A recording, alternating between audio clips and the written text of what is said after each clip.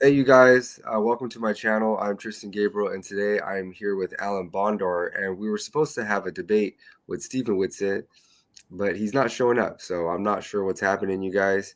He did respond when I messaged him on Facebook Messenger.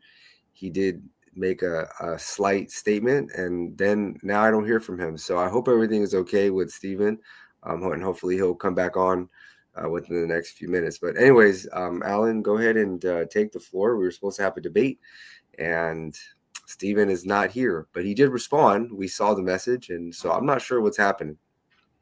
Well, I hope he's okay. Yeah, I hope there's nothing happening.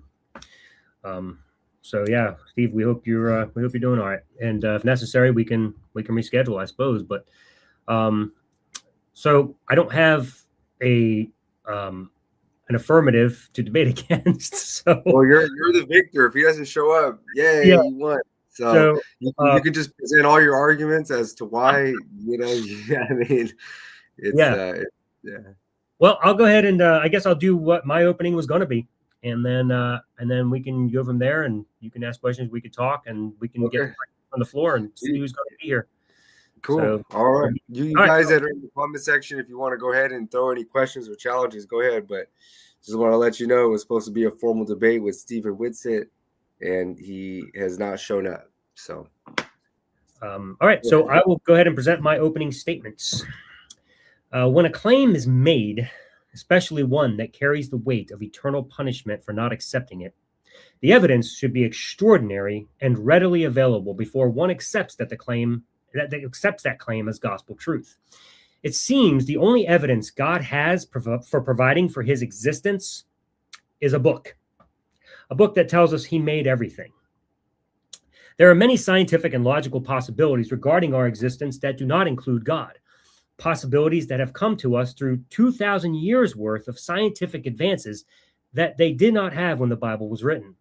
But the difference between science and religion on this point is religion has declared to know that it's God, whereas those of us who desire conclusive evidence before we draw a conclusion are content to simply say, we don't know. It is arrogant to declare that you know something for certain that you do not have conclusive evidence for. Of course, there are some Christians who admit that we can't know for sure that God exists, yet claim to have a personal relationship with him. It's a bit suspicious to say you have a personal relationship with someone you don't know for sure exists. Regardless of whether you know for sure that God exists or you have a personal relationship with the God you don't know for sure exists, filling the uncomfortable gap of I don't know with God simply because you don't like the other options is not the way to determine truth. If I have a piñata with candy in it, and I say, I don't know how many pieces are in it, and you say, you know there are 152 pieces of candy in it, even though you're just guessing, does that mean you're right because I don't know? Of course not. You still have to demonstrate that you're right. And if I say, I'm not convinced your guess of 152 candies is true, does that suddenly become a piñata worldview? No. And neither does being an atheist mean atheism is a worldview. It just means I'm an A152er and an atheist until both are demonstrated to be true. But nobody walks around defining themselves or their worldviews by negating all unknown and unknowable things. That would be ridiculous. Drawing conclusions because uncertainty is uncomfortable is not a reliable method for finding truth. We may want there to be meaning behind all the suffering in the world, but that doesn't mean there is any. We may want to believe there is a supernatural sky daddy who created the universe and also loves little old me so much that if I was the last person on earth, he would still send his son to die for me. But wishing it so neither makes it true nor makes it healthy. In fact, this belief is extremely harmful to us as individuals and to society. It degrades individuals to the degree that you need Jesus to have enough worth for God to accept, regardless of what degree that is in your Christian view of sin and God. It saddens me tremendously to watch my nieces and nephew be taught to believe that they are sinners and that the drowning of countless babies in a flood is just a wonderful story of God's ultimate love. But Christianity not only psychologically harms individuals, it imposes its beliefs on those who come in contact with it every day. It affects how you vote, how you think, and how you justify the immoral laws of God condoning slavery, misogyny, genocide, child molestation, and the stoning of children for disobeying their parents, to name a few, all while ensuring that shrimp are protected. And all of this because you believe in a God that you have no good reason to believe exists. You've just decided that he's the best option you can think of. And with complete lack of certainty of his existence, you bank your life on it. Why? Because your faith tells you there's an invisible being called God who does miracles like virgin births, resurrections, walking on water, and flying in the sky. All things we consider fiction by every standard, except for the special pleading called God. But we know for sure that God is real and does these things, even though he has never been seen by anyone who's alive, except the people who allegedly said they did in a book from 2,000 plus years ago. Why? Because the book says God is real, and God says the book is true in that same book. No one using reason, evidence, and an unbiased mind would ever fall into that circular trap. But the reason you accept all of this to be true is because you think faith is a reasonable way to determine truth. Faith is not the same as confidence or trust, as so many Christian apologists indoctrinate you to believe. They try to equate the two because faith is nonsensical to the degree that you'll often hear it argued, I don't have enough faith to be an atheist. So on the one hand, faith is apparently a negative thing if atheists use it, but on the other hand, faith is so wonderful that you wish you had more of it. I suppose this means atheists have the upper hand then, unless, of course, faith is nonsensical and atheists aren't actually using faith at all. No, faith and trust are not the same. Trust is built on measurable evidence. Faith just accepts things without evidence. As Hebrews 11:1 states, faith is the evidence of things unseen. If you need faith, then it's because you don't have evidence. If you have evidence, then you don't need faith. As Christopher Hitchens said, it's called faith because it isn't knowledge. Apologetic arguments attempt to prove that God exists, but even the best apologetic arguments only demonstrate that something existed prior to this universe as we know it. They all fall short of providing evidence for the case at hand, namely that God exists. In order to conclude that God is the right answer that fills the gap of uncertainty, one must simply apply faith and voila, God appears. By way of analogy, imagine being on trial for murder, where the prosecutor has produced evidence that a human somewhere on earth committed the murder, but it wasn't sufficient evidence to prove that you were that human.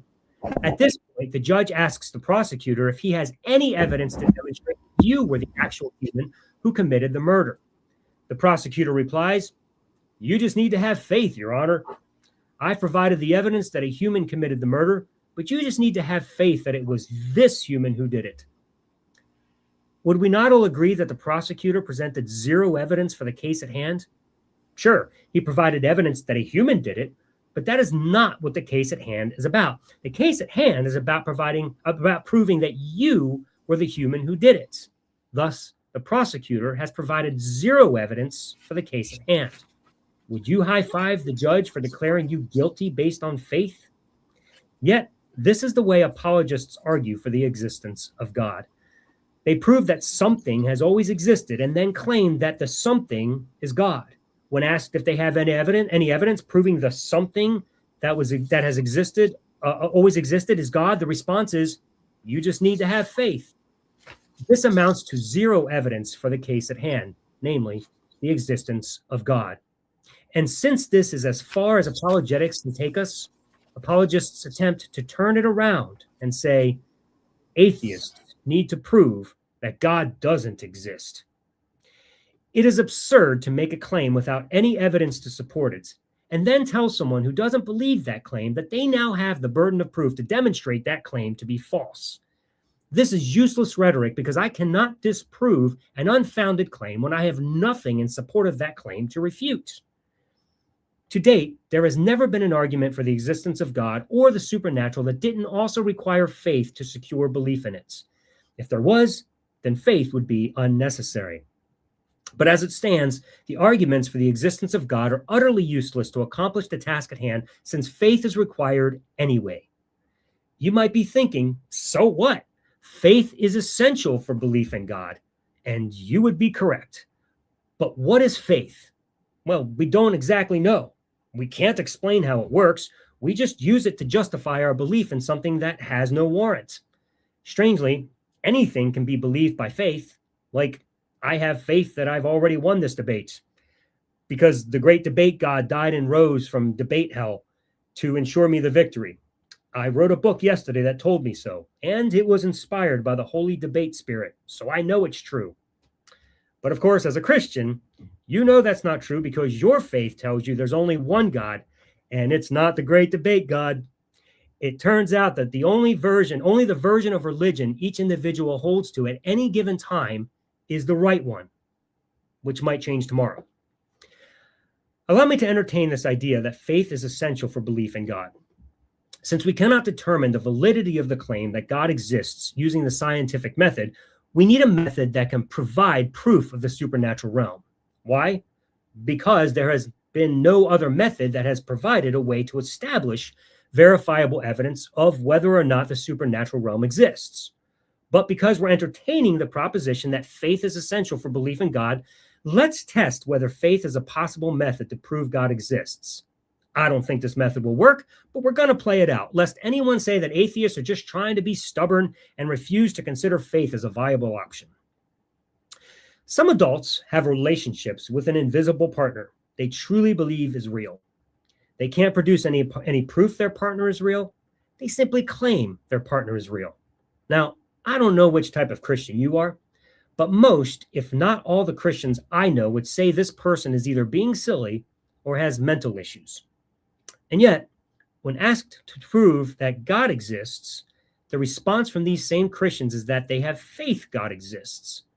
They simply claim that God is real without any evidence.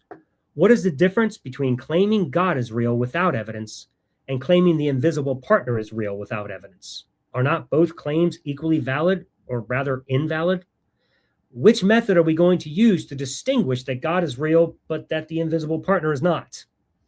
Well, if we use the scientific method, every one of us would come to the same conclusion, that neither God nor the invisible partner is real. But let's put the method of faith to the test and see where it leads.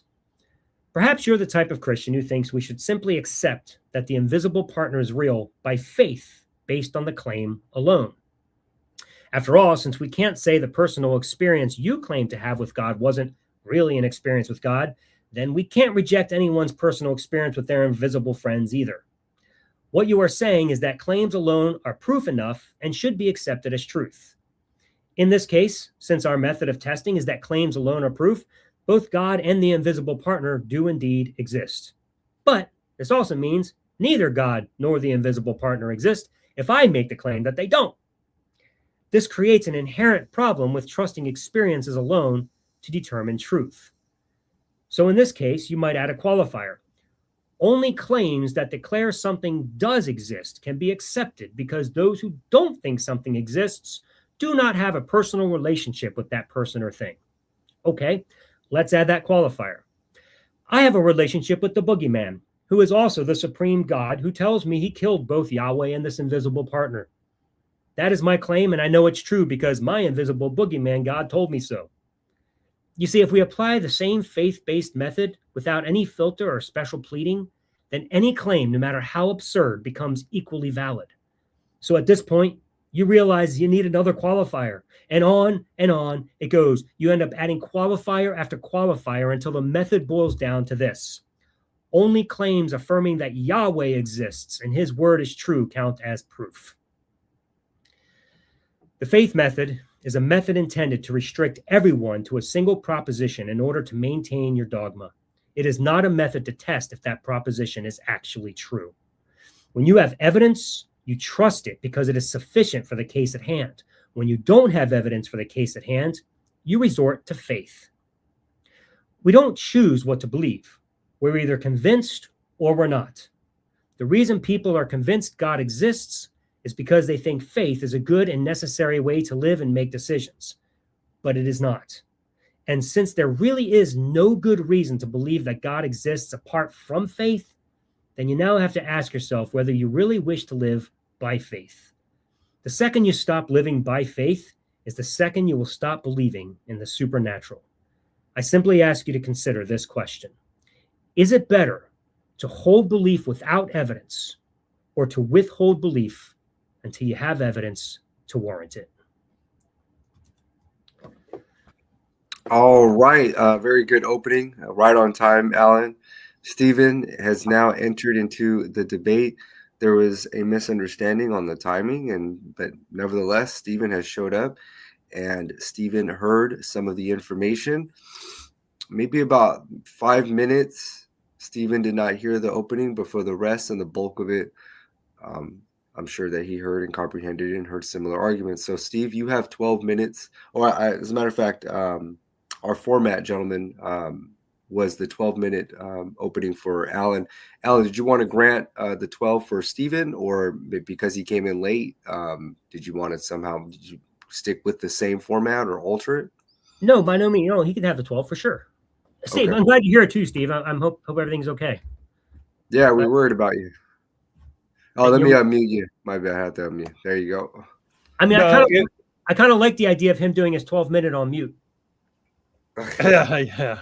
I'm not on mute now, am I? No, you're good. No.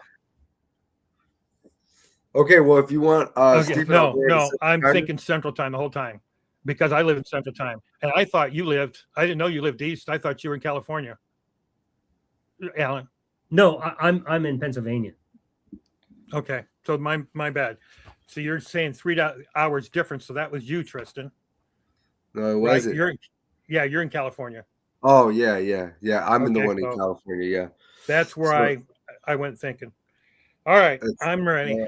Well, don't too much, Steve, because I'm already enduring this awful snow that we've been having. It's freaking cold here like you wouldn't believe. Man. All right. We'll go ahead and start. Yeah, we've got 50 degrees today, so you ready? I'm ready whenever you're ready, Steve. All right. I'm ready to start. Okay. Listening to some things. Dinesh D'Souza, he said, where do I start? He said, it's like a mosquito in a nudist colony. It's like, where do you start? Where do you start? Well, I would start with scriptures. And I start with Romans 1:18. For the wrath of God was revealed from heaven against all ungodliness and the righteousness of men who by their unrighteousness suppress the truth. For what can be known about God is plain to them, because God has shown them for his invisible attributes, namely his eternal power and divine nature, have been clearly perceived ever since the creation of the world and the things that have been made, so they are without excuse. And in fact, in the Old Testament even, I'm playing on my computer here, moving something over. It says that only a fool believes that there is no God.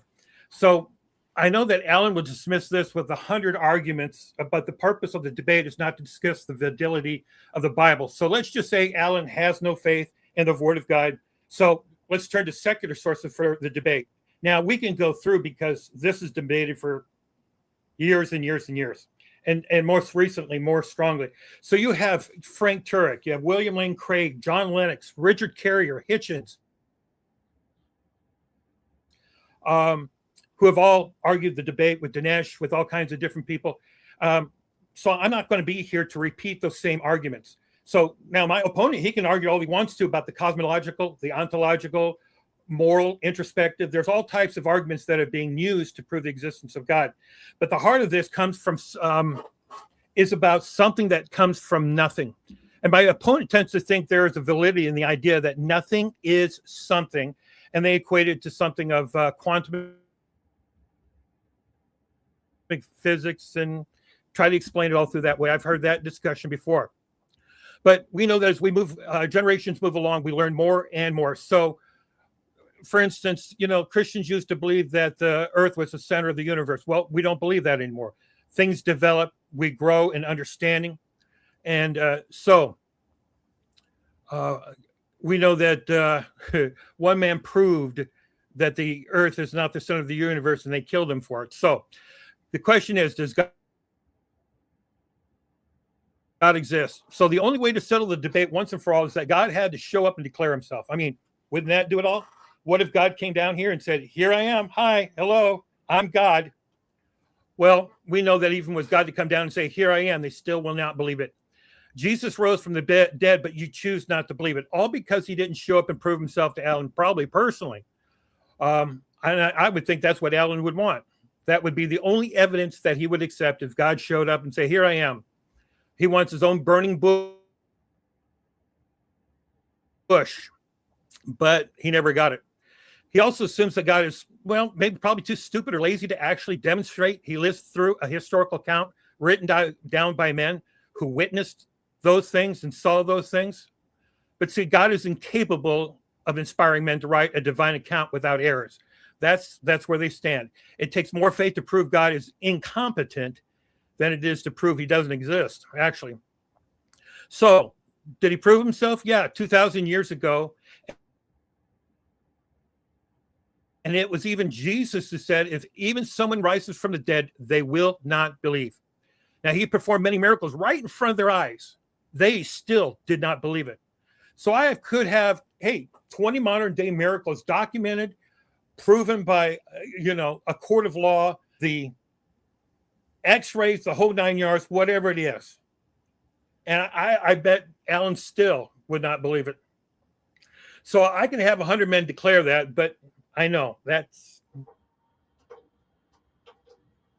not good enough. Nothing is good enough. Nothing will ever be good enough in any kind of experience, testimony, or anything else.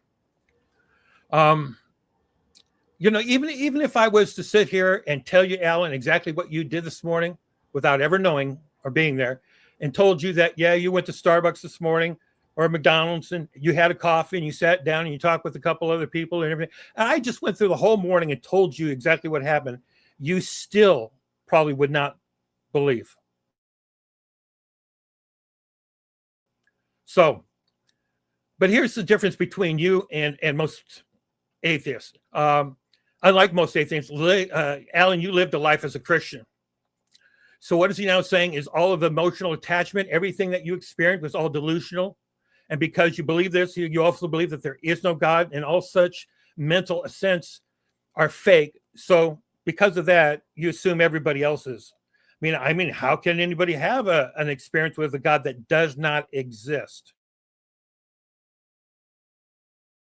That's impossible. So they all have to be fake. They all have to be lying.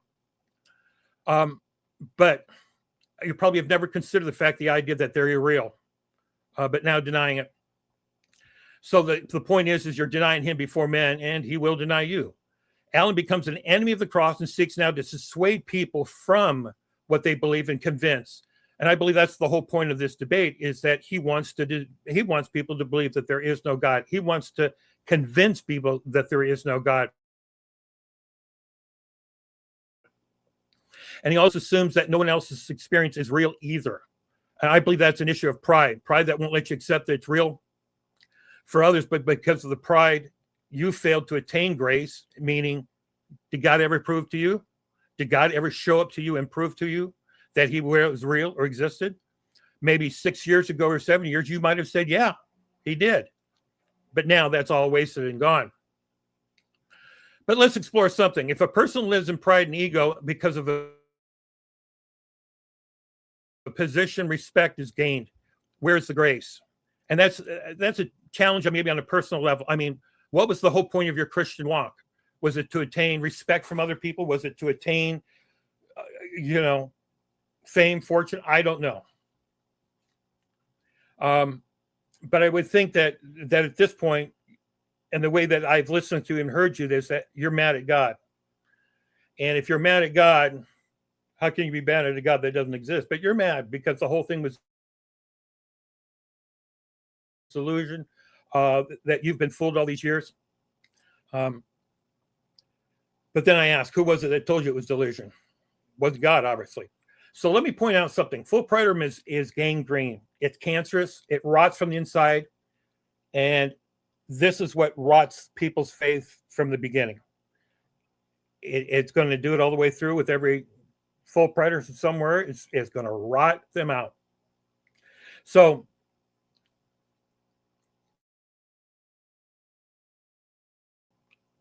I want to argue. My final argument is going to stem from cause and effect. And you say about faith. No, faith is not really the real thing. This is what's different. I can't see the wind, but I can feel the effect of the wind. I can look at the trees and I can watch the wind blow on the leaves. So even though I don't see it, I can measure it. I can see the effect of it. So as you were talking, I thought about this one. And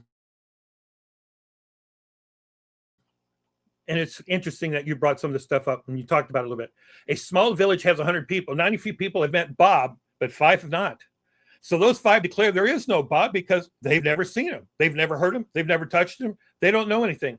And so now they are so convinced that the other people, the other 95, are absolutely crazy for believing in a Bob because he never saw it. Doesn't mean they never saw him. It just means you did. And it's crazy to think that something does not exist simply because you personally don't see it. So Alan can argue they saw Bob, but God is invisible, right? Is he? Well, we know that he appeared many times in the Old Testament, but we know Alan won't believe that. For instance, in Genesis 25:16, it says that God of Israel ate and drank with them. He even appeared to Paul, Moses, whole host of people. But if you notice something like with Paul, he didn't appear to anybody else but Paul. And that appearing changed Paul's life. But that's just a story, right? So if I find a watch, do I assume it just came to be? It just, all of a sudden it existed. Can I ask, what is the purpose? What caused it to be here?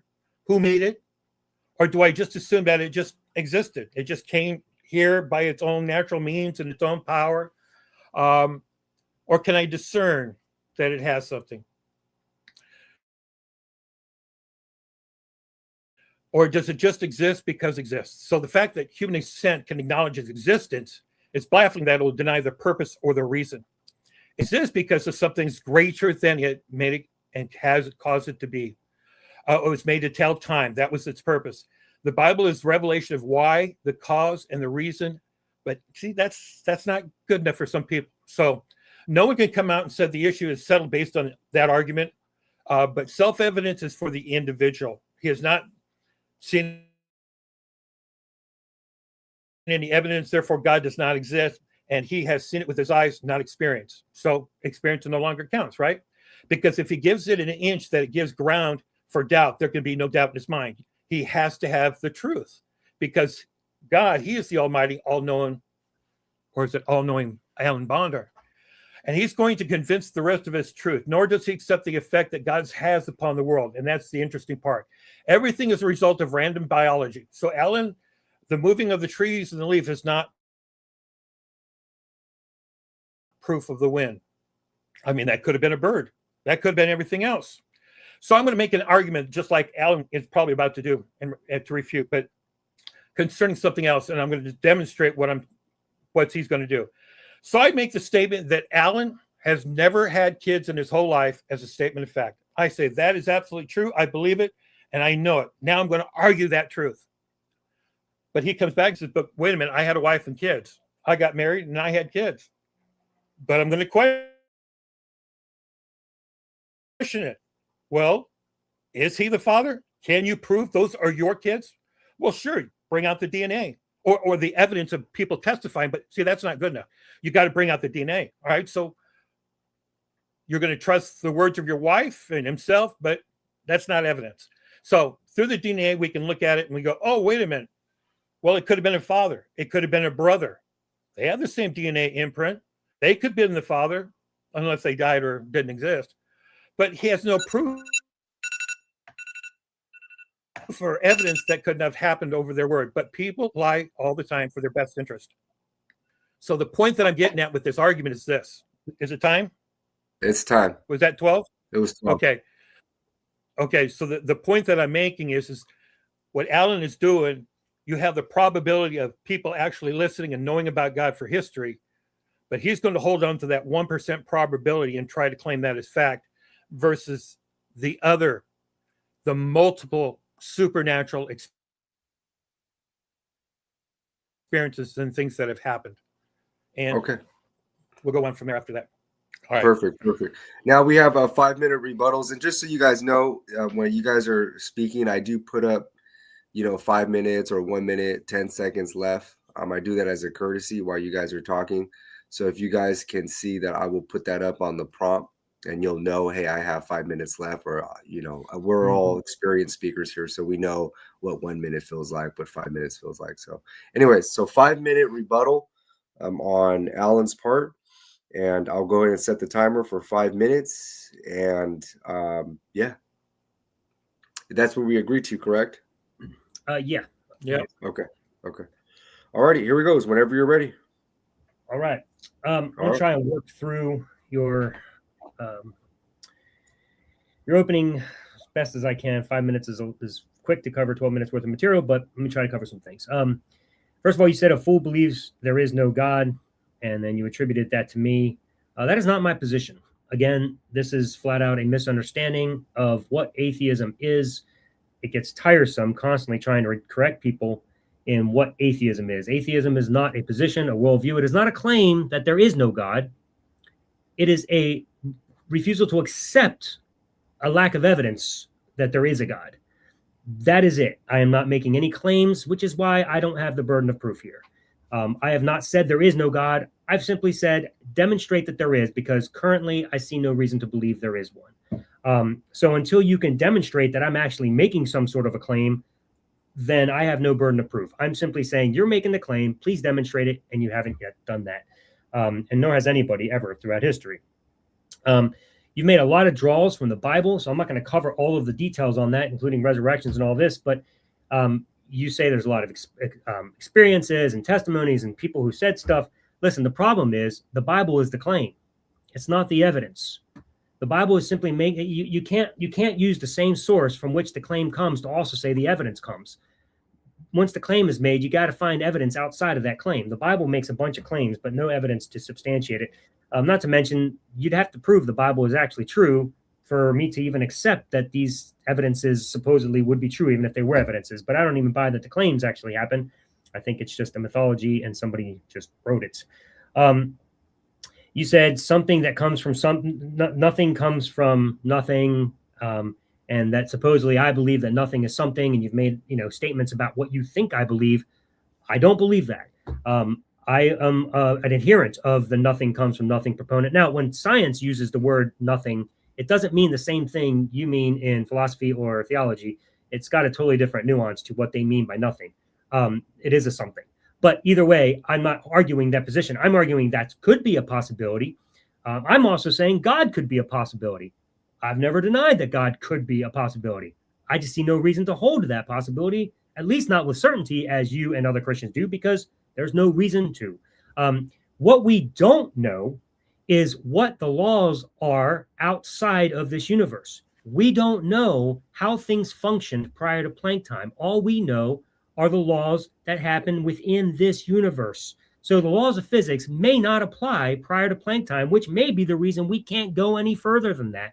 To make an assumption and a leap that it has to be a designer and a God and all this, what you're doing is you're creating a being that exists with different laws that exist within our universe. If you can do that, then why can't I equally say, well, there's something else that existed prior to Planck time that shares the same types of laws that your God does, but it's not God. It's something entirely different. So you can't just jump to your conclusion and say it has to be God. We can come to an agreement and say, okay, whatever exists before this universe clearly must have different laws than exist within this universe. But what we can't do is draw a conclusion and say it is this, because we don't know. And that is the most honest position. It is not God. God is not the honest position. You said if God showed himself, we would still not believe. I don't know if I would still not believe. Here's the thing. I don't know what would be sufficient evidence for me to believe that God exists. All I know is if he showed it to me, then I would believe it, whatever that is. But clearly he hasn't demonstrated it. He hasn't chosen to show me the evidence necessary to believe in the supernatural. So I have no clue what would convince me of the supernatural. But when it happens, maybe I'll believe. My question is, how can I come to discover and have this wonderful personal experience that you're saying is how you must know God? Tell me how to have that, because to date, I've been asking people to tell me And nobody can seem to give me their same personal experience because apparently I can't cause it. God has to cause it, which means he's playing favorites. And really, it's hard for me to comprehend a God that would hold me responsible for trying to find him with all the possible evidence and falling short because there is no evidence to get me to God, because I have to leap by faith. But you can't just believe something. You don't choose to believe it. Like belief is something you're convinced of or not convinced of. You don't just say, well, I actually believe this, but I'm going to choose to believe something else. It doesn't work like that. So you'd have to be able to give me something that would convince me, and maybe God appearing would, but in some way it'd be nice to have him appear. Now, you said the Bible proves resurrections and all this, and you believe them. Well, let me ask you something. Satya Sai Baba was a famous prophet that traveled around India, and he was doing resurrections all over the place. And there's more evidence to demonstrate that he might have done it than there is for Jesus. My question is, why don't you believe that he did it? Why don't you believe he resurrected? There are thousands. There's more people who adhere and believe that he did these resurrections than you can even pull from the Bible. And yet you, I bet, deny that he did these resurrections. I'd like to know why you accept those and not the ones of Ali Baba. Go ahead. All right. That was a 5-minute rebuttal. And Stephen, I believe, and if you correct me if I'm wrong, gentlemen, but Stephen gets 5 minutes to respond to that. And then after that, we have our 30-minute open live discussion, and then we'll get to Q&A. Did you guys agree to that? That's fine. Okay. Yep. Just to let you guys know, those of you guys in the comment section, if you guys want to go ahead and post your questions or your challenges, go ahead and do so, and I will save them. And you can always come back. I understand that, sometimes you have questions and challenges and you want to get to them. So go ahead and shoot them in the comment section, and I'll go ahead and post them right after the open live discussion. Okay, Steve, whenever you're ready, just let me know, and I will go ahead and set the timer. Okay, as far as the definition of what atheism, yeah, you've got your own. And Hitchens and everyone else will sit there and tell you, yeah, that's the problem. Atheists define it different ways according to their experience and what they want. And like I said, yeah, you dismiss the Bible. There's nothing there. Anything it say is just all myth and everything else. But I also saw your, if you remember correctly, your little discussion with Tristan and your two other buddies there, and I heard your arguments. I saw what you were doing. I saw that. I'm trying to read my own notes here. God created outside.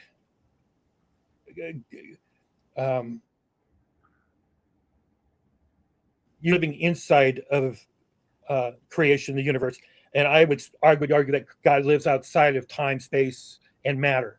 If he created, he's bigger than it. He's not controlled by it. He doesn't live under it. He's not living inside of it. Yes, he chooses to come in and out, but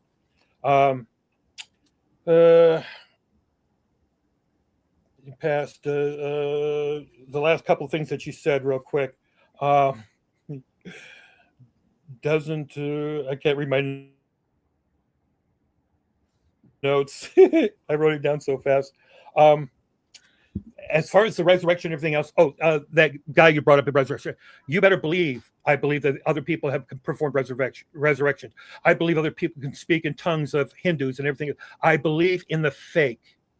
I know that there's a fake. So you can't sit there and say, why is it not God? Well, Jesus attested to God. He said, if you've seen me, you have seen the Father. All the scripture right there. That's all points to that. That's what informs me of the truth. Now, if I wanted to really prove it to you, it has to be from experience, and it has to be from the supernatural experience. So have I seen the blind see? I haven't seen the dead raised yet. I have seen the lame walk. The deaf speak, the blind see. I've seen so many of those miracles. I've seen people healed with cancer, verified by doctors and verified by established things. So, and then not only that, I have seen countless lives changed. And if you look at every example in the Bible, these guys, quote unquote, who wrote a myth did a pretty good job, because what did they do? How were they proved? Yes, it was God who showed up and proved himself to him. Moses, the burning bush, Abraham, several times God showed up and talked with them. Um, Paul, he even showed up to Paul and proved himself to you. I don't see God ever showing up a whole group of people other than Jesus himself who came. But see, again, it's all myth to you. Everything is all myth. So it doesn't matter what kind of evidence that you could, I don't know. They could perform miracles. They could raise the dead. They could do all of those things. But you will sit there and say, that's not good enough for you. But see, the point is you want the evidence. And God himself is the one that said, I'm not giving you the evidence. You want me? Forget the evidence. Believe that I am and come to me and I will prove myself to you. I will do it. So I can sit there and question, what was it about your Christianity that you held on to it for so long? You didn't have evidence back then. So why did you abandon? What was it that somebody said or something did that caused you to abandon your Christianity? Now, I've heard your testimony. I heard what you said about why you did it. And partially it was because of what? You couldn't accept the fact that you were a sinner, that God said that you were a sinner. And I made the comment, by grace are you saved through faith, right? No, I didn't say that. I said, for God so loved the world that he gave his only begotten son, that whoever believes in him should not perish but have everlasting life.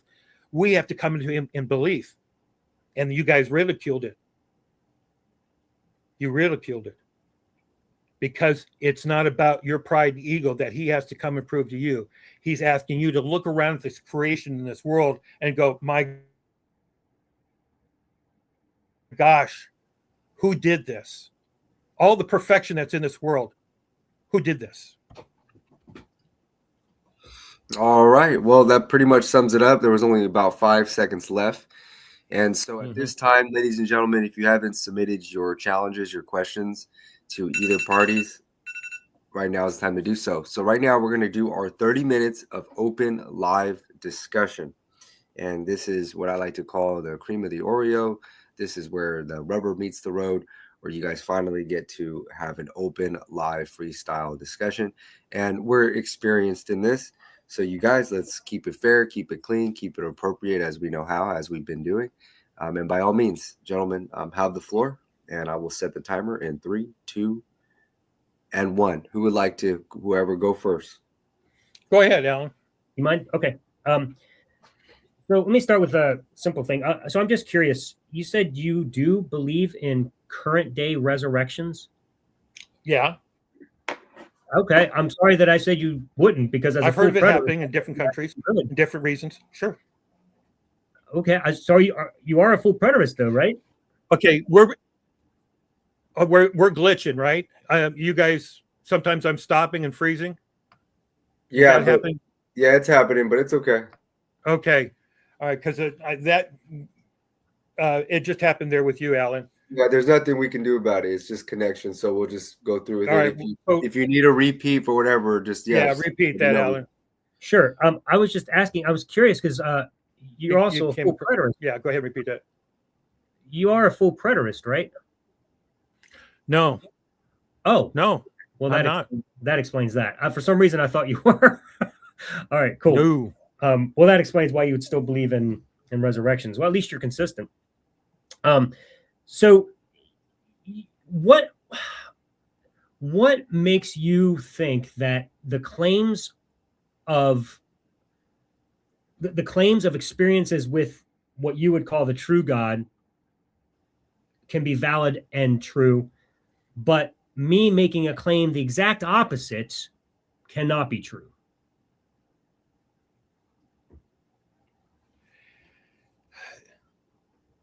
If I met the president, well, that's maybe not a good idea. But I met the president. I told you I met the president, and you never met the president. No, I don't have a picture. I don't have this, but I met him. But I don't have what you would see. My word, it wouldn't be. My word wouldn't be good enough. Even if it was 20 people who sat there and said, "Okay, would that be good enough evidence?" We all said, "Hey, Steve did." My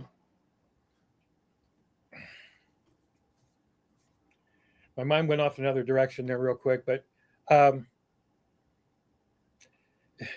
Ask it one more time. Just one more time for me.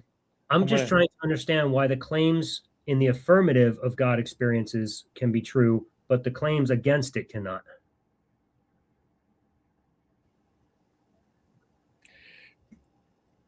Because if, well, it's like what Hitchens did in one of his things. He made the argument and went all the way through the assumption of that this world is corrupted, it's evil and everything else. And if a loving God created this world and everything else, so corrupted and everything else, what kind of God is he? Well, you're forgetting that God created the world perfect and it was cursed because of what man did. He doesn't have that fact. That's not entered into his thinking. That's not something he can grasp. And so when it comes to experiences and things like this, the experiences I've had, all I can do is this is what I've seen happen. And not necessarily can I prove that those things happen too, but those things were not for me. They were not for the other people. They were for that person. And so God shows up when he wants to and how he wants to, and whatever way he's going to do it, he can do it. Burning bush, or as a person walking, out of the middle of a desert. But once he does prove it, there's no going back. There's no going back on that. You can't say, I'm sorry, I didn't believe that. I didn't see. No, I really didn't see a burning bush. That really didn't happen. That was just a figment of my imagination. I mean, I saw somebody in a wheelchair, get up and walk in the name of Jesus, but that's not really real. And so that happens over in India. Well, okay, what are both pointing to? Does one point to Christ and the other one does not? Well, if Christ is all truth and something doesn't point to Christ, then it's the fake. I mean, that's real simple because there is only one God. But that's also a claim. You're just claiming that because that Christ is true, and therefore your claims about Christ must be true, and everybody else's is wrong. You're just continuing to mount claims upon each other. Like if I say I worship based on the evidence. What evidence? Of what I've seen happen in the name of Jesus. It's circular, Stephen. That's circular. I've seen it happen, therefore it's true, and the evidence says it's true because Jesus is real. All right. Jesus is so a blind man is healed, and now he sees. And he goes, Jesus healed me. Okay, and also a blind man sees, and he says, Vishnu healed me. Do I believe him or do I dismiss him? Okay. So, yeah. Do they? That would be the point. I don't hear Buddhists, Hindus, or anything else make the same claims that God does, that Jesus made. I don't see any of the claims. Muhammad. Satya Baba was not resurrecting people in the name of Jesus, bro. Right, we know. And yet you believe he did those resurrections? That. And you believe he did those resurrections? Who's he doing it? What's that? Yeah. Okay. Whose power is it? Whose power? It wasn't. There had to be some other power. Okay. You're breaking up a little bit. There had to be some kind of other power in another world that did it. There's no man that has the power to raise a person from the dead. It's impossible for me or anybody else to go, okay, you're dead. Come on, back to life. Here we go. You're exactly right. It's impossible. It Which has is why to be a power it. outside that something that has the. Okay, so something, in order for it to happen, it has to be a power that's greater than death. Correct. It doesn't exist. That's why this doesn't happen. Oh, so you're saying those claims to people in India or whatever, whoever it is, he makes claims of resurrection. You're saying that's all false too. It never happened. Correct. Is that what you're? Oh, okay. I get you. So it's impossible for any miracle to happen whatsoever, whether it's God, Muhammad, Buddha, or whoever it would be, correct? Well, I mean, is that what you're saying? First of all, I would make sure that we are on the same page with defining the term miracle. because a lot of people use miracle loosely, like, oh, I stopped drinking and I was a heavy drinker. It was a miracle. Okay, if you're using miracle like that, sure, they exist. But if you mean something that requires supernatural interference and it goes against the uniformity of nature, then no, they don't happen. There's no way to test that they happen. All we have is people making claims that they happen, but there's no evidence that it has. Let me ask you something. If these miracles actually do take place on a regular basis, then why can we never get a single piece of evidence to verify it? It's always based on claims, and we just have to trust people. Because it's not based in claims. I went down to Mexico on a missions trip, and we were in a barrio. And okay, this is my claim, right? Because I saw it with my own eyes. We showed the Jesus film, and afterwards we started praying for people to accept Jesus, and they started asking, can Jesus heal me? Woman that's been blind. She's been blind all her life. She comes up, can God heal me? Because in the movie, God healed the blind. Yeah, we can. We put our hands on her in the name of Jesus, be healed. The woman opens her eyes and she's looking around. She starts seeing things. She starts seeing people. And then she's going, my daughter, this is my daughter who I've never.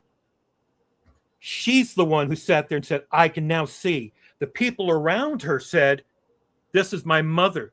She has never been able to see. Or this man was lame. He couldn't walk. His spinal cord was broken or something.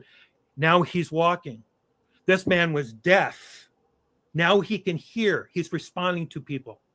I see those with my own eyes. Those are not claims for you.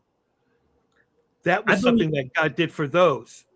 I'm not going to say that you're a liar. Obviously. That was the supernatural. I witnessed it. I saw it. I'm not going to say you're a liar, obviously, because you believe you saw something. And I'm not going to say you didn't. I'm not going to say you didn't have an experience. You were probably genuine in what you remember. But there's two things I'd like to say. Number one, you can be genuine and genuinely wrong.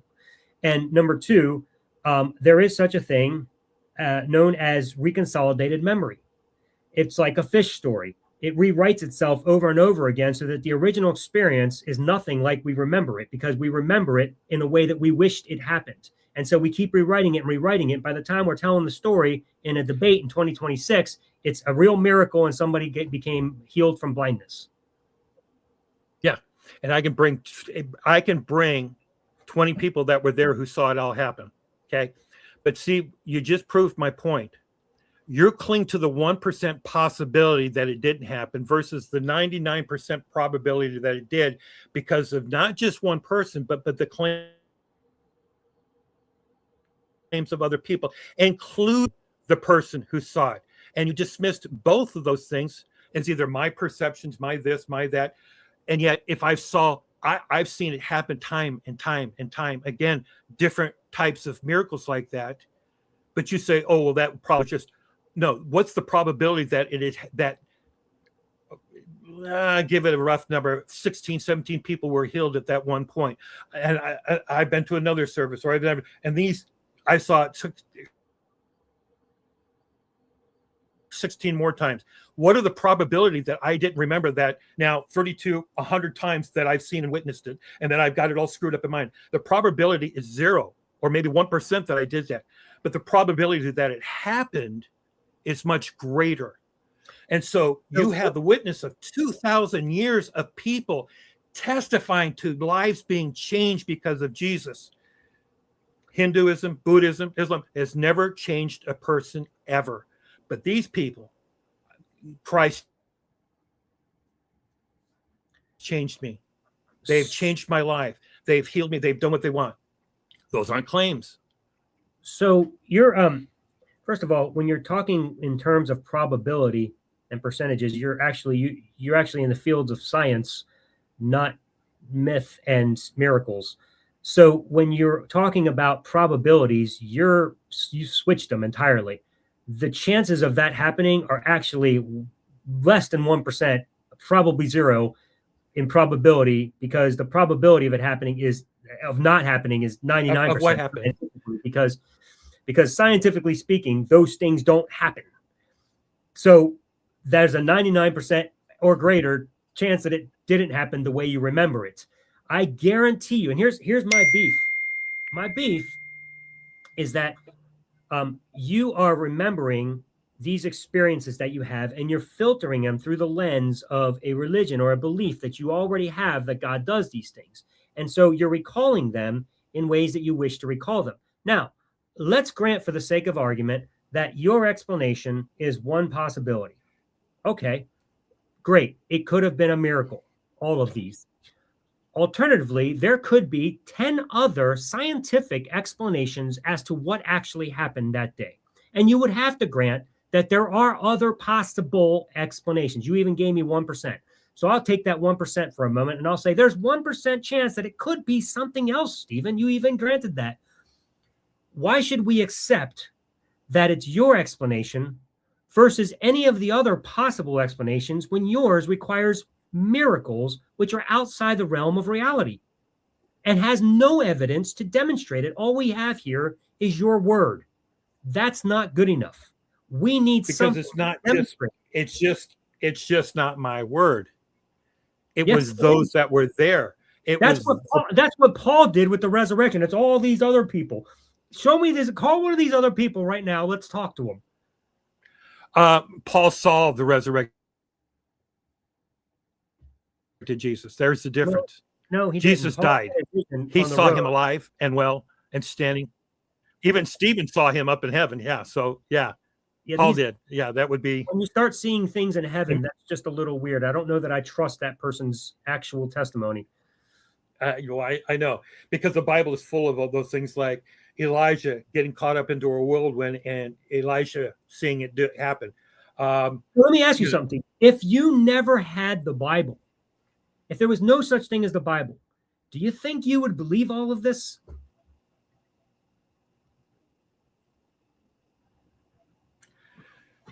I forgot what kind of argument you would call that. If there was no Bible, I seem to recall that people believed that for the first 100 years without ever having a Bible. Well, actually, 100 years before the Bible was actually even put together. All they had were letters written by some man who was a Jew who went around killing people because they believed in Christ.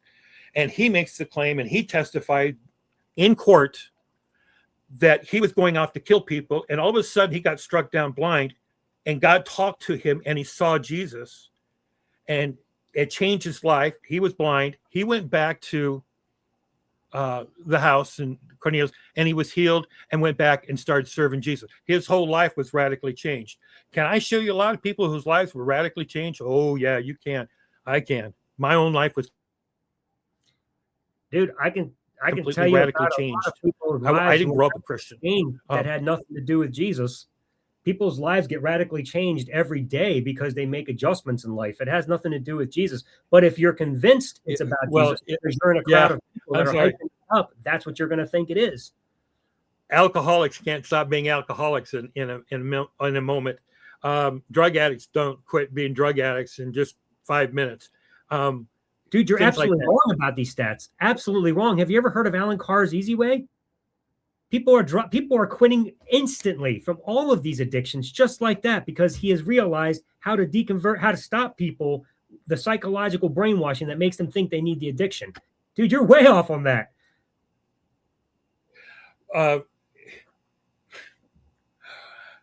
Oh boy. What you have here is not genuine belief. It's psychological addiction.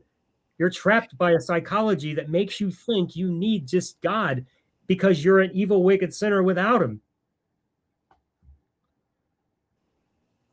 No. It's because I've encountered him. It's changed my life. It wasn't some psychosomatic thing. He changed my father's life. And plenty other people that I've seen over the years in ministry, I've seen lives change because of what Jesus does, not psychosomatic things and things like this. Okay, I want to roll with this. I never said that psychosomatic things don't happen. Let's dance around here for a minute, Steve. Let's dance around here so let me grant you. Let's just go down this road for a minute.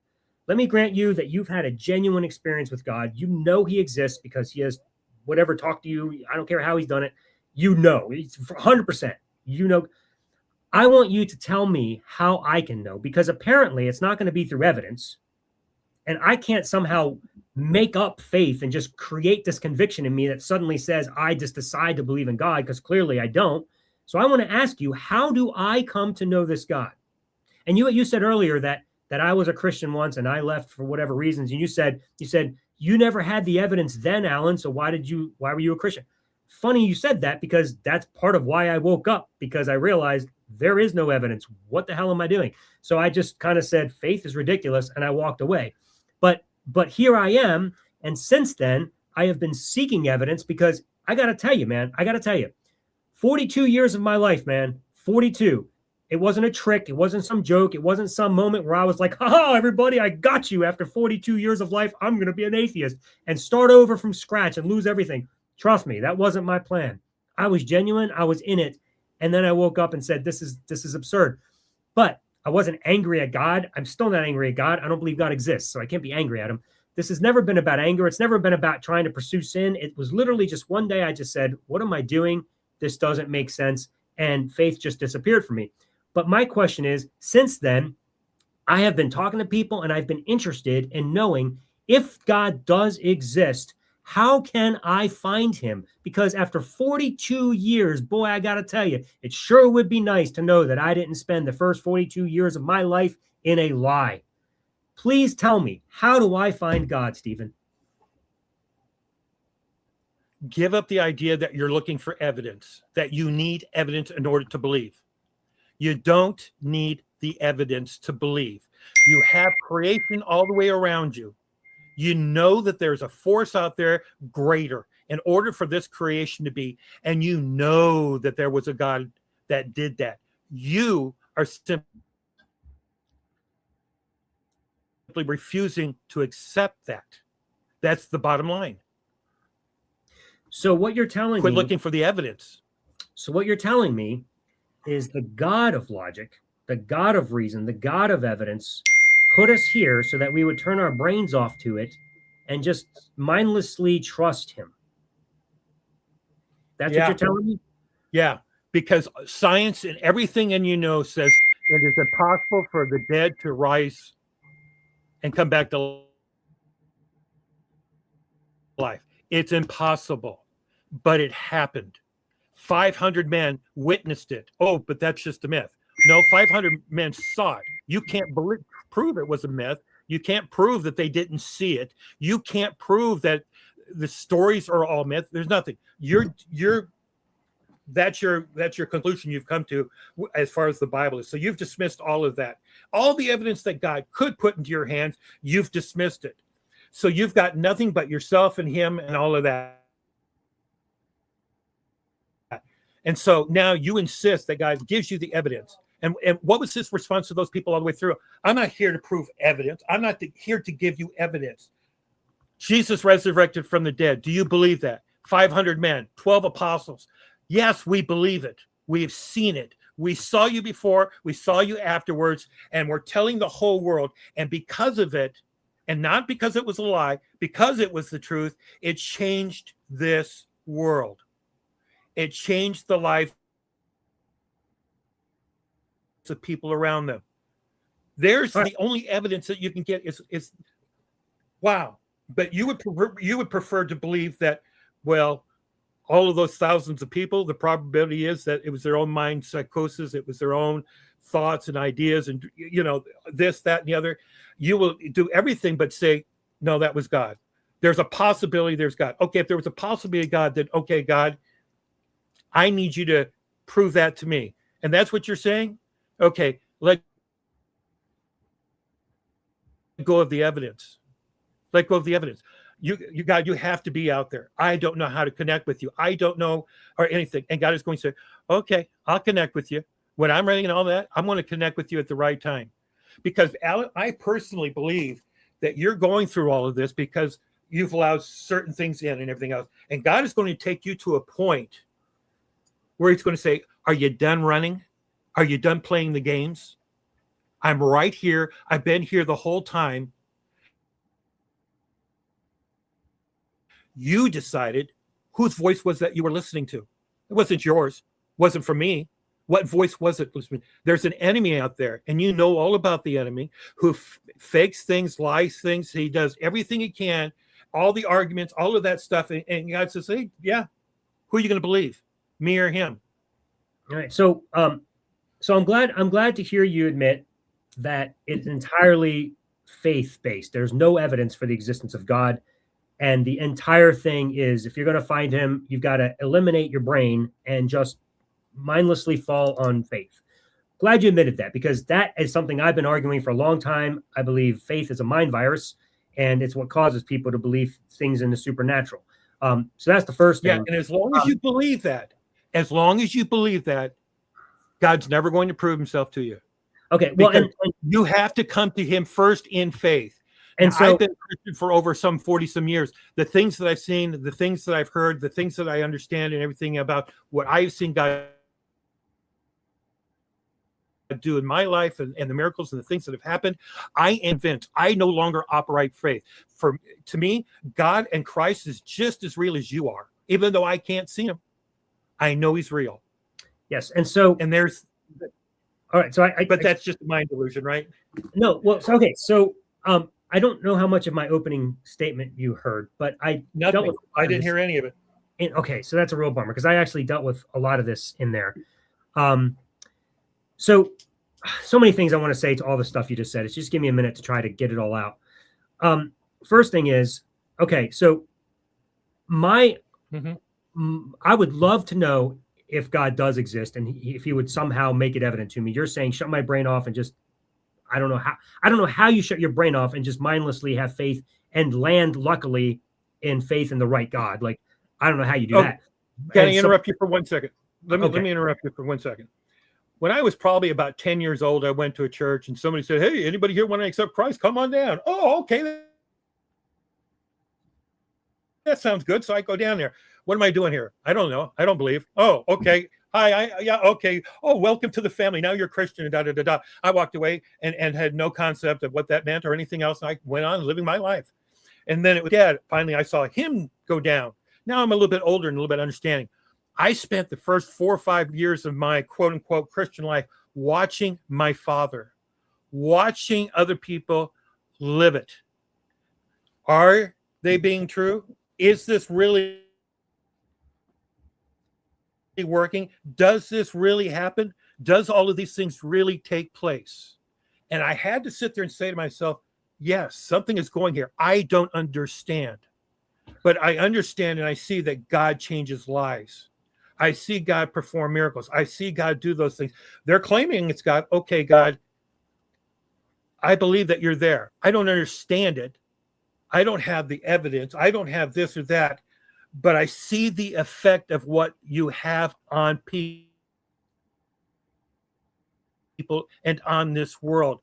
And the probability that all of these things are happening are mindless mental assertions, and biology and everything else is impossible.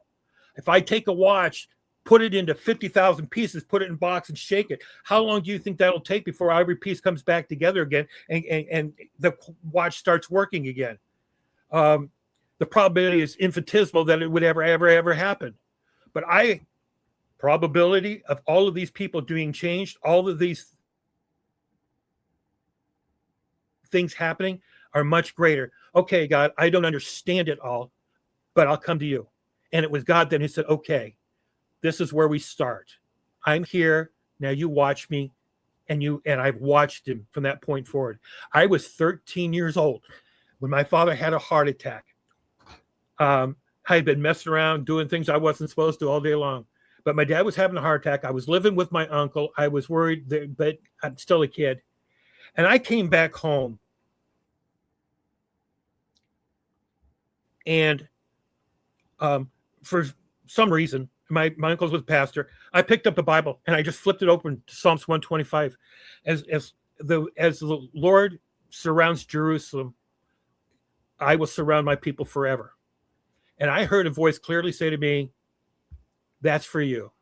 I promise that I will always be with you. Changed my life. I never ran around saying, oh, God, talk to me or anything else like this. I have no clue what that really meant. But something inside me said, wow, okay. And I watched what God did from that point forward. And yeah, you call it mindless because you can't explain how somebody can be resurrected. It's impossible for it to happen. Well, I don't That's think what Paul argued, but Paul died willing to stand up and say, I saw the resurrected Jesus. Can I say something? My turn yet? Oh, yeah, sure. I'm sorry. How much time do I have, Tristan? Like a minute? No, as a matter of fact, we have 2 minutes left. All right. Boy, you had a lot. Boy, okay. So if somehow God were, it's so confusing how I'm even to, like you said, turn your mind off, and then you said it's not. No, I never said turn your mind off. I never said that. I said quit looking for the evidence, which is a mindless pursuit of God. So I'm not supposed to have evidence. I'm not supposed to use evidence to arrive at God. I'm just supposed to just say, hey, I believe, which doesn't even compute because you can't just force yourself to believe. God would have to do something amazing to make me see him and believe him. But even if on the chance that God were to reveal himself to me and I would discover finally that he was real, I got to tell you, I certainly wouldn't worship him. He would have a lot to answer for because the Bible is an evil book. He has done so many atrocities. He has allowed for so many things, and not only allowed, but commanded and condoned it, that even if he was real, I would never want to be with him. So my desire, so I would still be doing the same thing that I'm doing on my YouTube channel or whatever. The only difference is I would say, hey, God exists, but hey, stay away from him because he's an awful dude. So I'm sorry that he changed your life and tricked you into worshiping him because he is not a good God. But unfortunately, that's what happened to you. But there is no reason for anybody to make decisions based on faith. Do you know why you have to leave out the evidence and just have faith to turn to God? Do you know why that is? It's because there is no other method by which we can find the supernatural. It's this created thing called faith. And as I expressed in my opening, there is no way that faith can be used as a means to validate anything because every claim is equally valid by faith. You can take anything on faith. Is there anything, Stephen, that you cannot take on faith?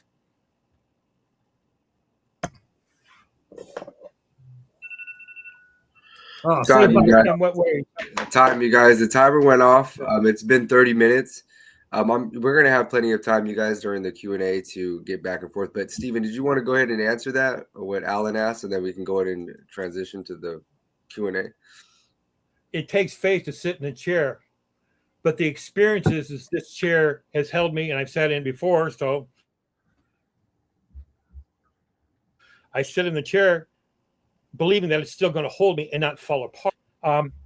So the evidence is there. I sat in it before. Or the idea that somebody made the chair and probably already tested it out, and I'm sitting on it, and I have the faith that it won't fall apart. Yes, you clearly did not hear my opening. No, I didn't. Yes, nope. Faith and trust are not the same thing, bro. And I'm sorry that you've been deceived into thinking they are. Faith and trust are the same thing? Are not the same thing. Yeah, no, I know that they're not. Faith, what you're describing is trust, because trust has evidence is to believe something that is impossible. Trust is what you're describing. Trust is what you're describing when you're talking about sitting in a chair, not faith. They are entirely different. Trust has evidence to back it. Faith just believes without anything. Oh, really? Okay. Yeah. Okay, let's get to the Q&A. I'm looking at it from your point of view. Yeah, you could. I can see what you're saying there. But see, I start with the fact that I look at all the creation, the trees, the sun, the moon, the stars, the planets, and I go, that just didn't happen to be there. That just didn't all of a sudden just happen. There had to be a cause. There has to be a reason. What's the cause? What's the reason? What's the purpose for all of this being there? All right, let's get to the Q&A. Here we have Deconverted Man. Question for Stephen. If I claim that I am God and have people agree with me, then refuse to show you any evidence of my godhood, would I be giving you any reason to accept my claim? Go ahead, Stephen. In order to be God means you're infinite. You're not finite. In order for you to be God, that means you had no beginning and you had no end. So you had no beginning. So you're standing here before me and you say, I am God. It's one simple question. Have you always existed through all of time? Outside of time, even? Have you always existed? Did you see everything that's ever happened in this world? And if you tell me no, well, then you're not a God. Sorry. Do you have all power? Do you have all knowledge? Do you know, for example, elephants on that side of the world when they died? Were you there when they died? Did you see them die? Or did you see when that person was calling out to God and you answered him? So no, you can claim anything you want to. Tristan, are we doing responses or no? Yeah, no, Alan, go ahead. So, you can touch on this question you're as well. You're making both parties. Yeah, whoever it's directed to, that's fine, but both parties get to touch on the question. Okay, so my answer, the way Stephen responded, I would say that he's just making up, he's just got a God of his own making. All these definitions of what makes a God are his definitions of God. And maybe he pulled them from a book, or maybe he didn't, because I know a lot of people that pull from the same supposed book that he does, and you all disagree on what this God is like. So, I mean, my cat thinks it's God, and it very well may be. In fact, we don't know. Maybe cats are gods, and maybe that's why the world exists the way it does, and they all walk around like, waiting for us to do whatever we do with them. But your definition of a God, I mean, and really, the real problem is, why does it even matter? Because where did we get this idea that the only option is a God? I've already expressed this. Like, we don't know what the laws were like before the universe existed. What you have is a bunch of definitions of a God outside the laws of nature. And I'm saying, if that God can exist with different laws outside of this universe, why can't something else that doesn't match the laws of this universe have existed forever and brought this into being? Why must it be God? Well, because you had an experience. Okay, well, I can't argue with your experience. So that's my answer. No, you have no other answer. God is outside of it. So there's, I mean, that's it. That's what God is. Let's go ahead and get to the next question from Lily. Does Alan believe in objective truth? Yes and no. If by objective you mean that there's some infinite standard, good question, that it's always the same, no, I don't. But I believe truth becomes objective subjectively. In other words, let me equate it to, say, there's Super Bowls going on right now. Is it? Yeah, it's already started. So at the end of this year, very likely, like they do many years, they're going to modify the rules for next year. And then when the season starts, those rules become objective. They don't change throughout the season. They're held to a standard, and everybody plays by the same rules. That is an objective standard. It's objective rules. But they are subjective until they are agreed upon and made objective. So I think every society, every culture, even my wife and I, we have our own objective standards that we have subjectively agreed upon. You may have yours with your husband, and Stephen may have his with his. You're married, right, Stephen? Oh, yeah. With his wife. Okay, I didn't want to misstate that. So they may be different from marriage to marriage, but they are subjective, but then they become objective because they're agreed upon. So that's the way I would define it. And I think when it comes to morality, because I know this is where it's driving, objective truth and morality, morality is an essential element for our survival as a species. Without us agreeing to certain terms that we're going to, create the maximum benefit and the least possible harm for one another, we're never going to survive. So it's an absolute necessity for us to subjectively agree to objective terms so that we can hold one another accountable and make sure that we survive and become the best we can be. So that's the way I would answer that.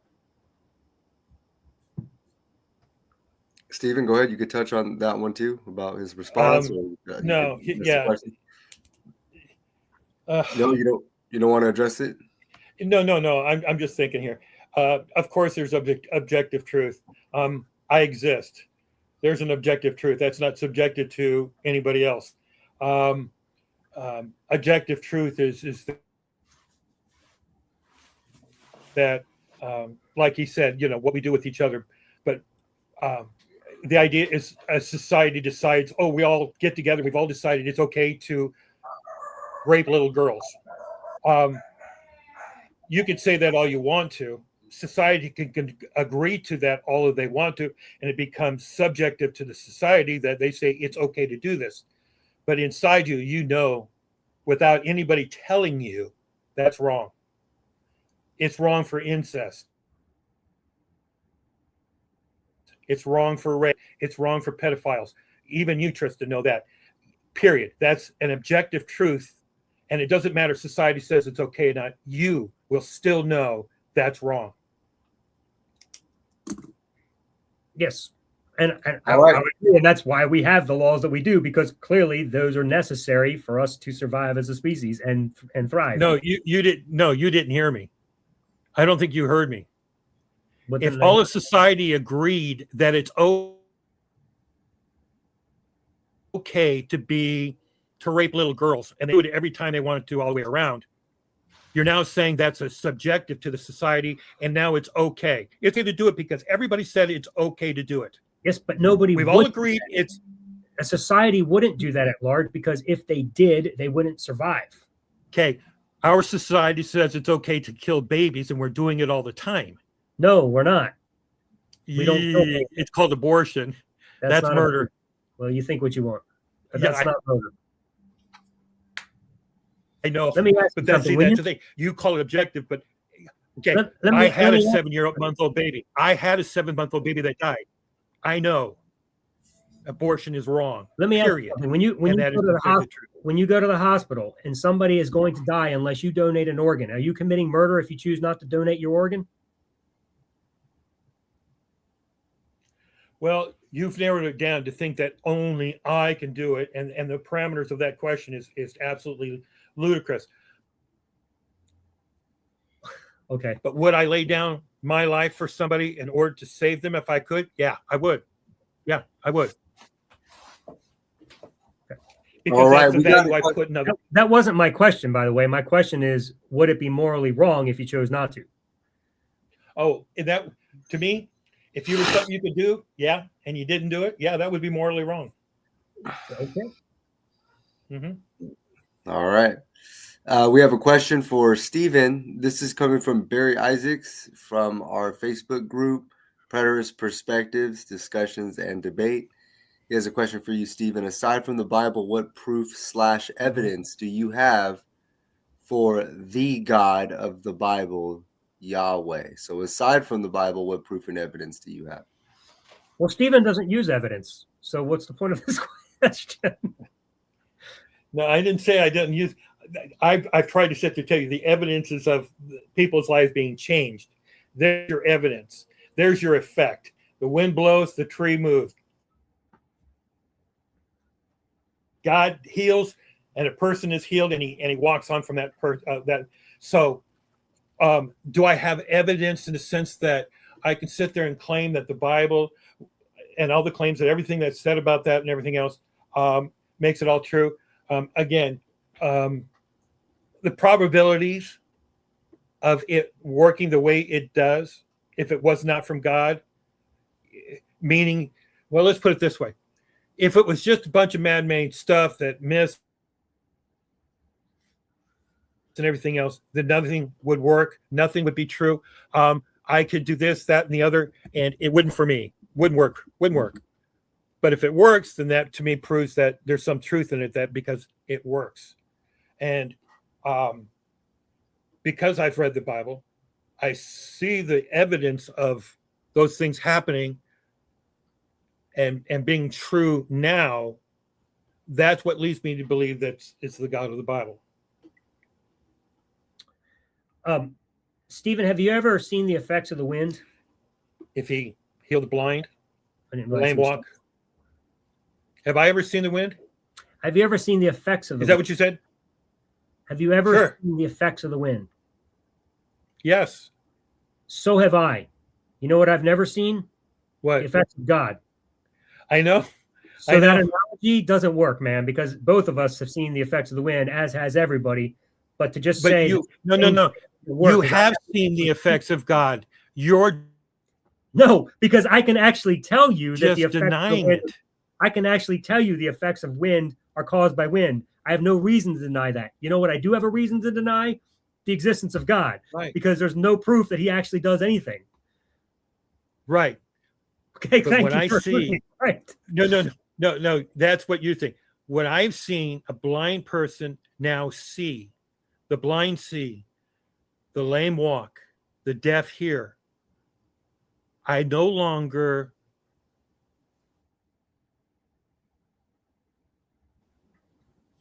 I know it's true because I saw him do it. I saw it happen. I saw it happen.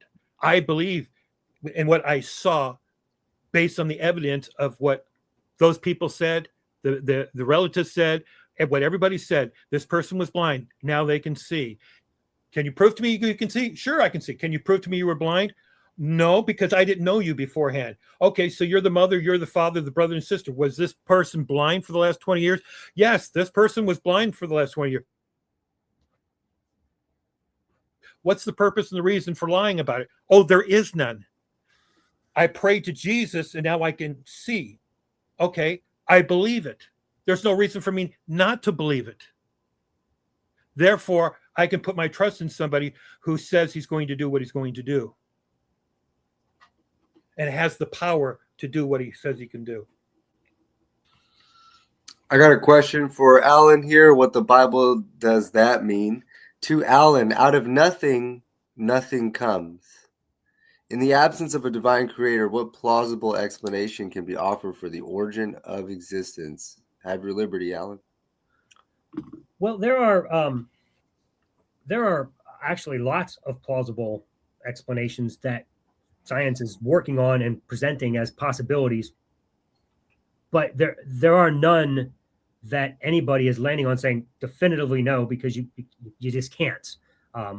And even Christians know, I think, if you're being honest, that you can't just know it's God. You're guessing and you're hoping it's God. You're just throwing your faith at it. But there's no way to actually know it's God. What we do know is that Planck time began time. That's as far back as we go. And we know that from there, that's the singularity. And from there, it's just expanded and then life started. What we don't know is what brought that about. What started this? What's the singularity? Where does that come from?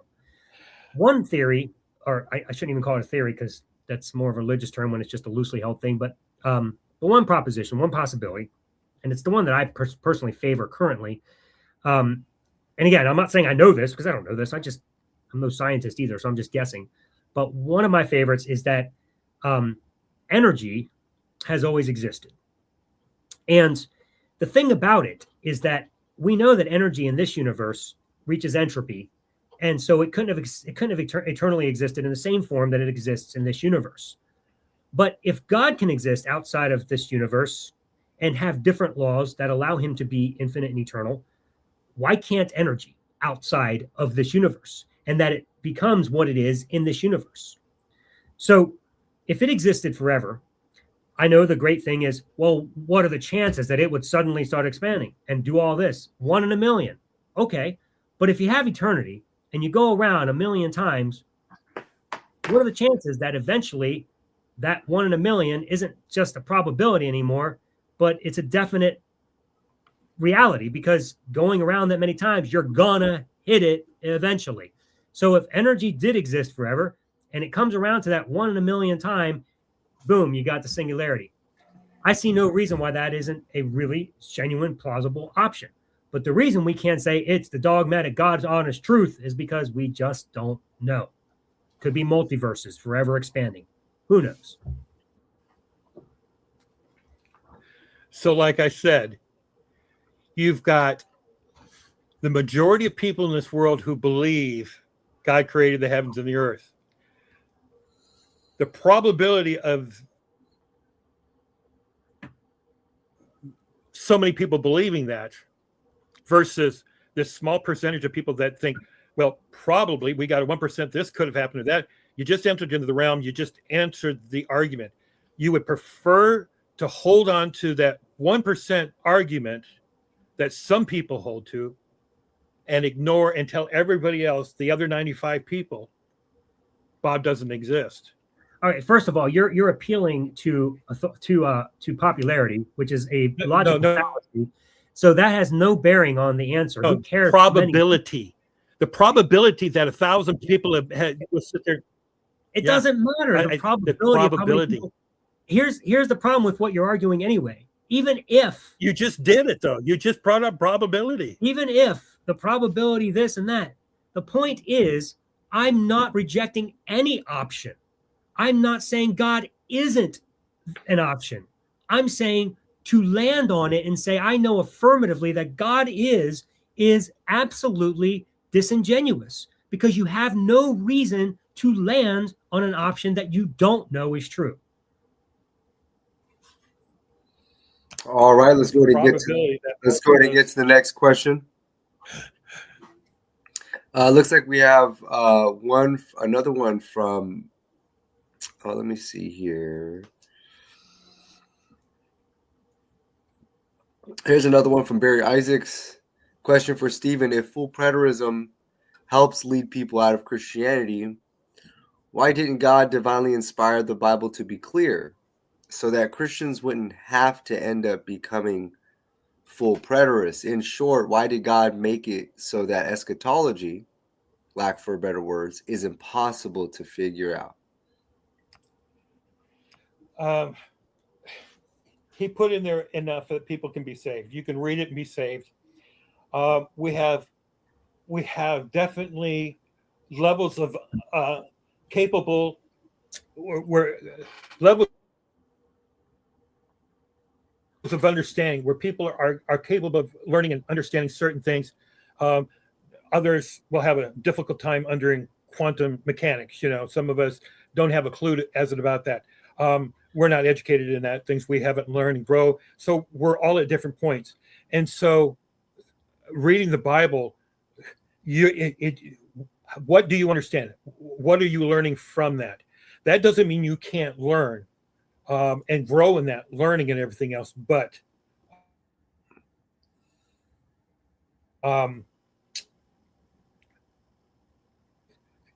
it is sufficient.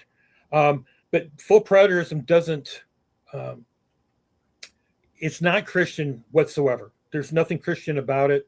Christianity was defined in what it is, in that first century church. If I was to ask you what are the 5 tenets of Islam, they would sit there and tell you, well, it's this, and this. You have to believe that, or it's not Islam. Christianity goes, you have to believe that Jesus died, resurrected, is coming again, bodily resurrection. Those the creed there, that's outlined. That's so you can sit there and say, this is what, and that is what the essential point is. Those are the things that are essential about Christianity. The things that we divide are the small things. Even eschatology, we can argue about the differences in that. And why we don't understand it is because we don't have the good enough understanding all the way through. There's nobody who has. There's some people that are better at it than other people, but nobody is smart enough to have it all figured out. But we still, it comes to a point where we trust him that it's all going to work out. But when somebody says, this is not true, or this is true, and we can go, clearly, there's no evidence for the Christ to return in 70 AD. There is no evidence whatsoever for that. We can blow it off and say, you're blowing smoke. But the real danger of eschatology and getting it wrong is when you start changing who Christ is. Well, he's no longer man. He's just a spirit up there in heaven. No, he said he dwells as a man. He still is a man, body, soul, and spirit, still a man. You say he's not. Bible says he is. Yes, that's a difference of opinion and everything I'm reading around. And my first thing is, well, how do you come to understand that? Who told you that? Why did you come up with that? Here are the reasons why we disagree. Do you agree on this point, or do you disagree on this point? We come through and we reason it together. Most reasonable people go, oh, I see. I can't believe that and believe this at the same time. Therefore, that's a contradiction. I'll give up the one that doesn't work, and I hold to the one that's true. That's how we work through it all. Alan, did you touch on that question that was just asked? No, it's not I don't even believe God wrote the Bible, so I'm not sure how I would even answer that. Mm-hmm. Okay. About full preterism, if it helps people lead people out of Christianity. The Bible is divinely inspired. Why didn't God just? It's divinely inspired. It's our level of competence. Okay. Did you want to touch on anything on this? I don't believe it's divinely inspired. So why didn't God do it? Because he doesn't exist. I guess that's the answer. But the Bible is, it's a confusing book. Obviously, it's not it's really well written, but it's not coherent all the time. It's got contradictions and it's got challenges that present itself to both sides of the debate. So there's a reason you still got futurists and full preterists and partial preterists, and they're all fighting amongst each other because it's clearly not as clear as everybody thinks. Now, full preterism, in my opinion, I don't know if this is the question, but in my opinion, is the best way to interpret the text. But at the end of the day, it leads you to a place of hopelessness because what you end up having is no actual benefits that take place. Everything is just taken on faith. So what full preterism does is it robs Christianity of all the benefits that supposedly we used to have that could have taken place someday in the future in a physical world. It's gone. So it's like, okay, that's kind of a hopeless theology in my opinion, but there you go. Yeah. I know we have a whole lot to say about the full preterist theology. Yeah. Let's say we have another question here for Stephen. What can we expect? When can we expect to have you bring those 20 people you said would agree with your Mexico story to show up on your channel? You said you could do that.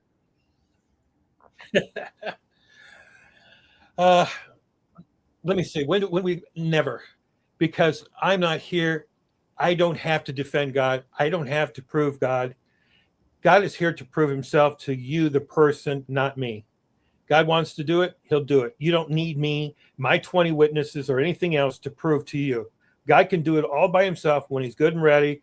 He's able when he wants to. But the thing is, always, God resists the proud and gives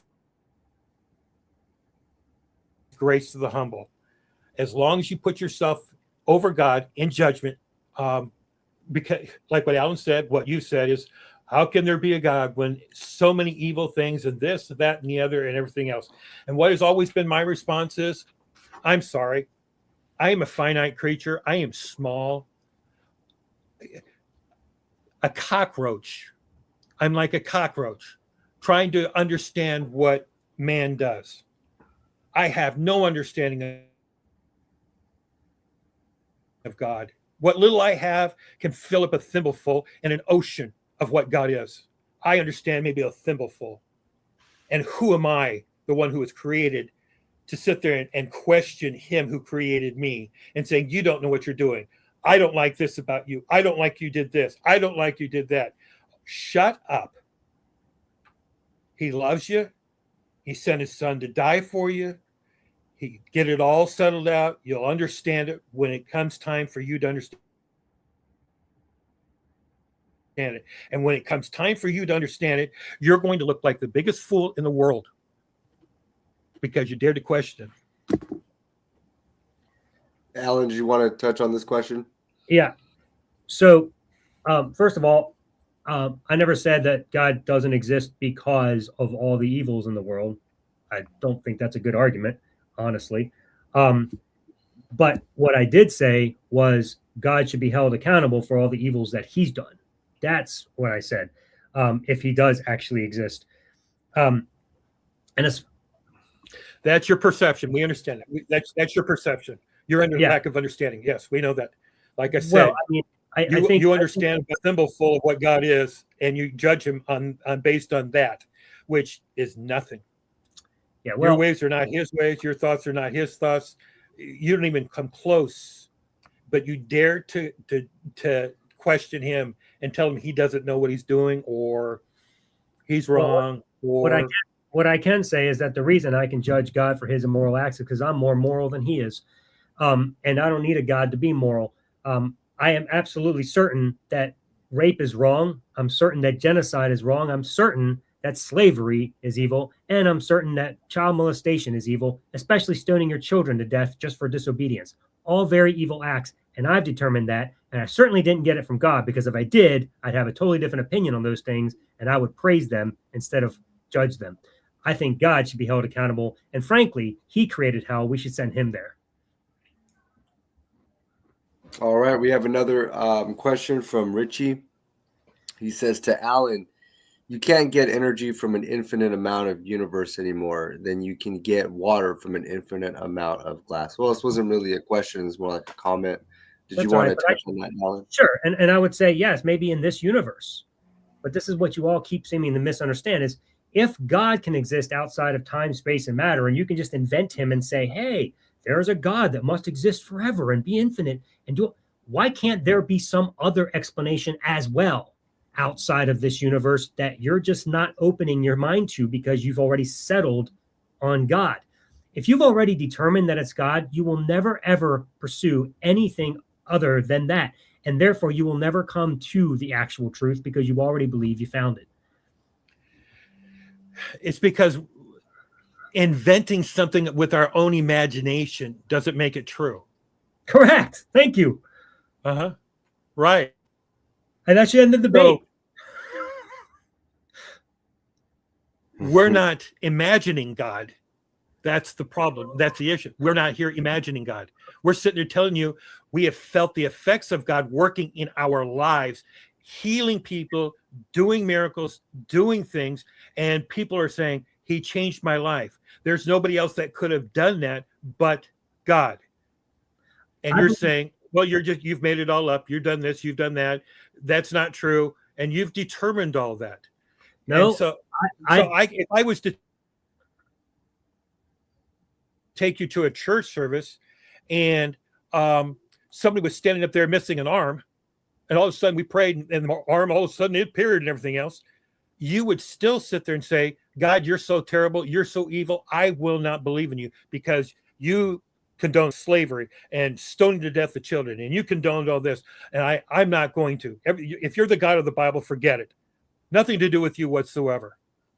But yet you just saw somebody's arm completely be healed. See? I certainly would believe that he exists, and I certainly would believe that these things could happen if I actually could experience them or see the evidence for them. But no, I would not ever want to worship a God like the God of the Bible. There's no way. So no, but anyway, that's all I need to say about that.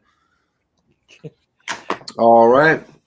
I think that pretty much sums it up. Oh, we have one more to Alan. True, it is impossible to ascertain the definitive cause of existence. It would seem more logical for Alan to adopt agnosticism rather than atheism. Why does he choose atheism? I don't choose between the two. I'm actually an agnostic atheist. Atheism speaks to belief. Agnosticism speaks to knowledge.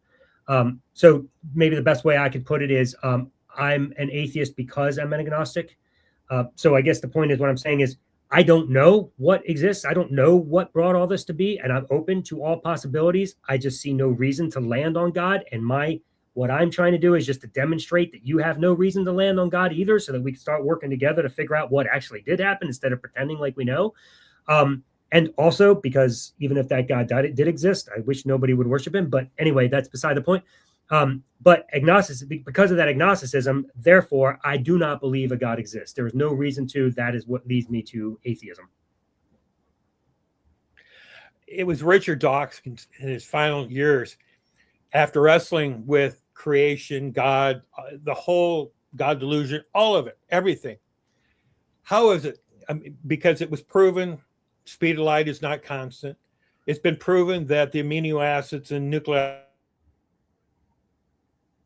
and all of those things could never create life. Life can't just spontaneously happen. I mean, all of those things, he's looked at all of those, and he's supposed to be one of the greatest minds and minds that we've got today.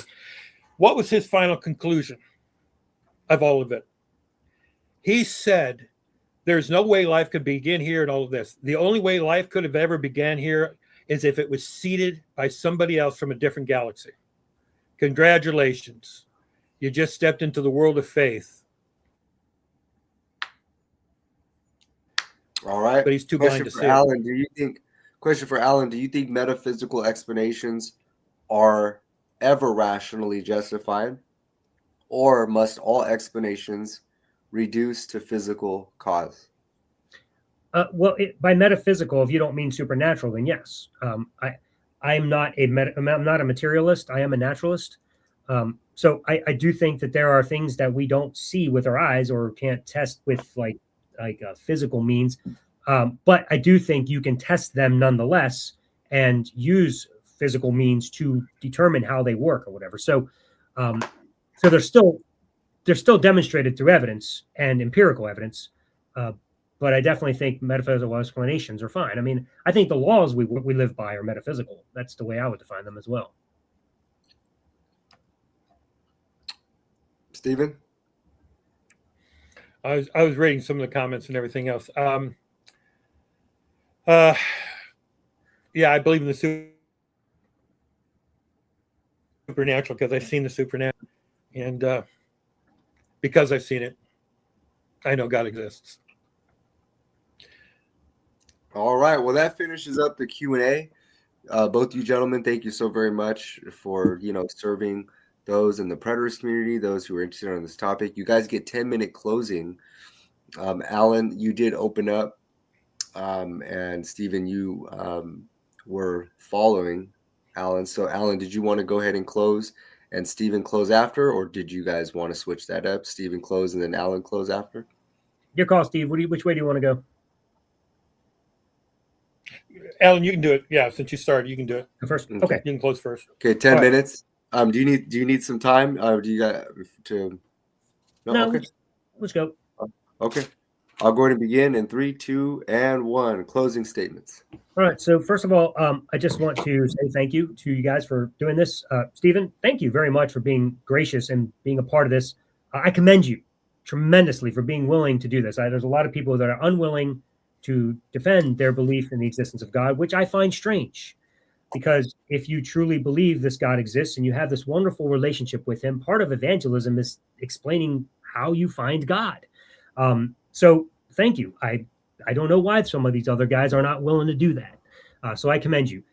Also for a very delightful discussion. Obviously we don't see eye to eye, but we didn't expect you coming in. So having this back and forth and the different opinions, they're expected.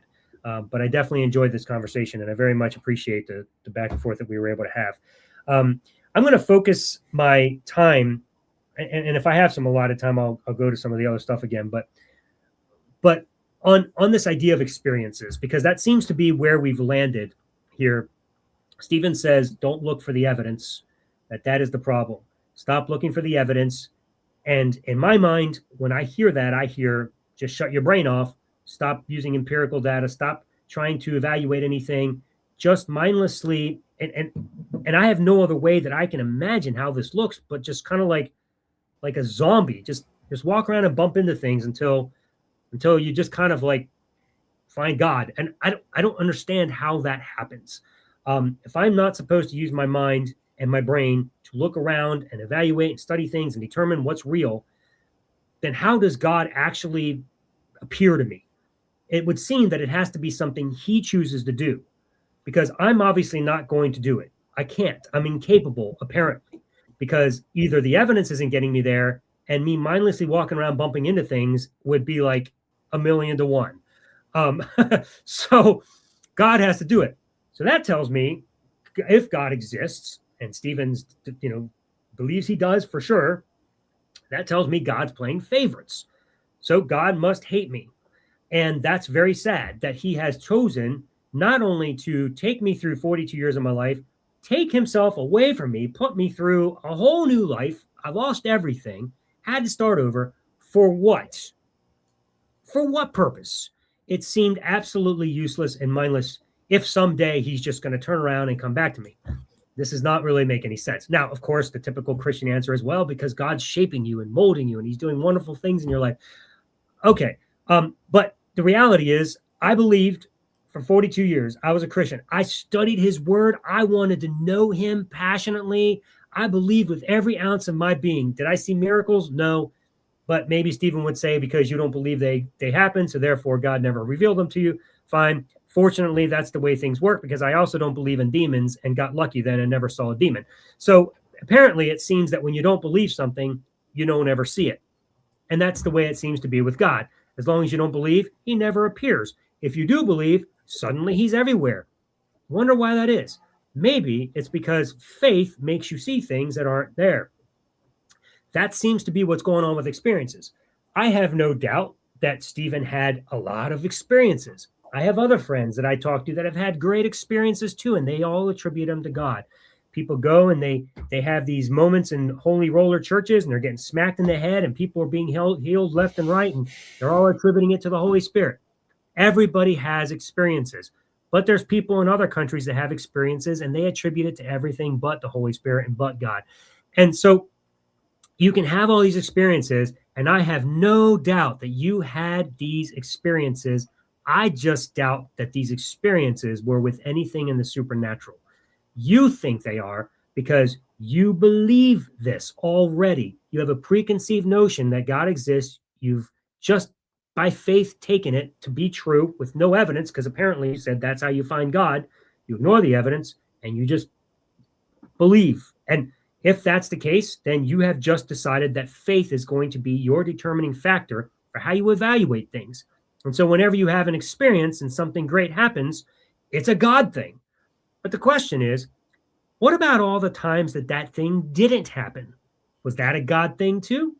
Why is it always a God thing whenever you want it to be a God thing, but then when something else happens, you don't think about it as a God thing? Because maybe you're just making it up as you go along. And it's because that's what you believe to be true. So I think experiences cannot be trusted to determine reality.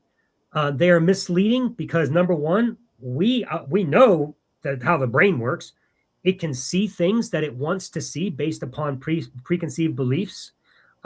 It can be misled to see things to understand things the way it wants to understand things.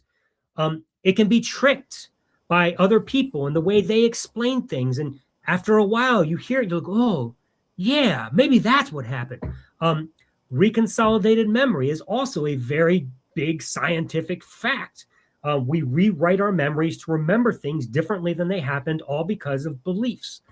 All of these things can explain those experiences. Also, God can explain those experiences. I am not denying that God is an option.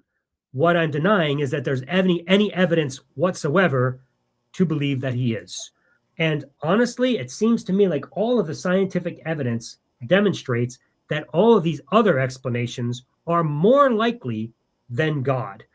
Maybe it's God, maybe it's not. But at the end of the day, we don't know. You're just guessing. You're just hoping. You're just wishing it's God. You're just already believing it is and fitting everything into that little, you're trying to fit a square peg into a round hole. That's just what you're doing over and over and over again. So I'd rather just be honest and say, I don't know. Sure, I had an experience with the devil once. At least at the time I thought I did. I was on a mission trip and I was laying in bed. And I swore I felt him grabbing at my feet, scared the bejesus out of me, to the point where I went downstairs and told everybody. And we had a big fasting. It was a teen mission trip. We fasted and prayed because, according to the Bible, that verse that doesn't belong in there, these kind can only be cast out through prayer and fasting. And so we did that. Turns out all I had was an experience with a curtain, a bedspread, and an oscillating fan. And it just made it feel like there was a demon there. Why? Because I believed that Satan existed at the time and was coming to get me because, well, I was trying to praise Jesus in another country, and he wouldn't have that. I didn't realize how important I was to Satan. I was a big deal because out of all the millions of people on the planet, he was after me. I mean, when you start to think about these things and you look back, you're scratching your head and you're saying, wow, I believed that? Why did I believe that? Because I believed God existed and I believed the supernatural realm. And I already had these preconceived ideas that I took on faith. And so they became realities to me. All things that can be explained in so many different ways. In my case, an oscillating fan. In your case, it could be reconsolidated memory. There are just other explanations. And all I'm saying is, while God could be one, why have we just settled? The minute we settle on an answer that we actually don't know for sure is true, we're never going to search for the true answers because we're just going to be determined this one's right. I suggest we settle with I don't know until we do. That is the best approach to life. How much time do I have, Tristan? You got 1 minute and 40 seconds. All right. What can I look at here for the minute 40 seconds? Let's see. I guess the last thing I'll say, just to wrap this up, is that morality comes up a lot. It was asked here in the thread tonight. And, morality is actually only possible without a transcendent being. Christianity loves to argue that you have to have God as your objective standard in order to have morals. But the reality is, number one, if in fact there is this objective standard and you're just obeying it, you're not a moral agent. You're just being obedient. And if you're just being obedient, then you're not being moral. So you can't actually claim that you're following morality in any sense. You're just doing what you're told. But secondly, my question is, how did you decide that God is a good objective standard to follow? You made that choice, which means subjectively, a bunch of people decided that this thing is going to be our objective standard, much like we make rules and laws in our country, in our society, and on football fields. We do it exactly the same way that you chose God. It's just you believe there's a God, and so you have to make up this idea that he's some objective standard that we just obey. But in reality, it's not. You literally made the choice to follow that standard. You made him objective.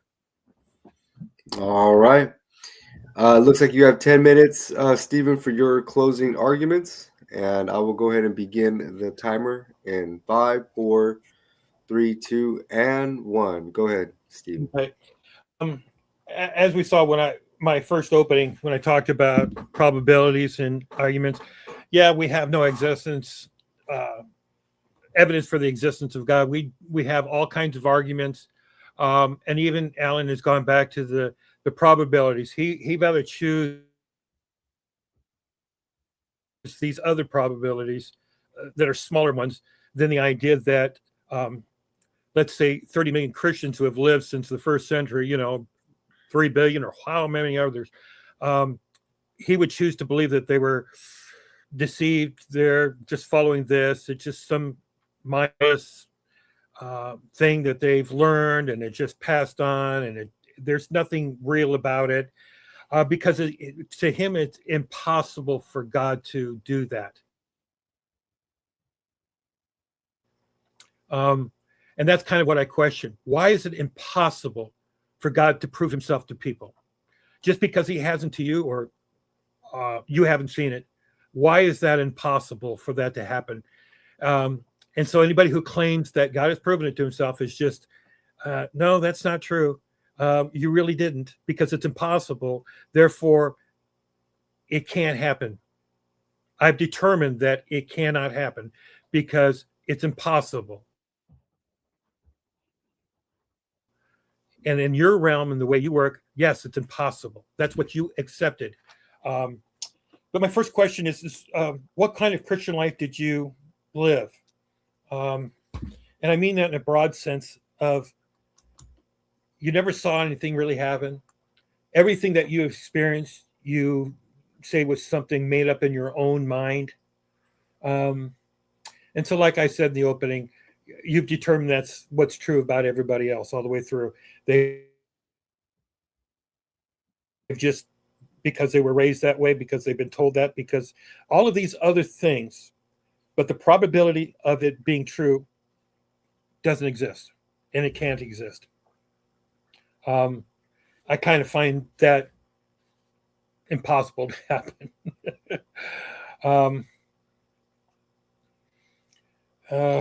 Let me see. Yeah. I don't know if there's a disdain for that or whatever, because of who you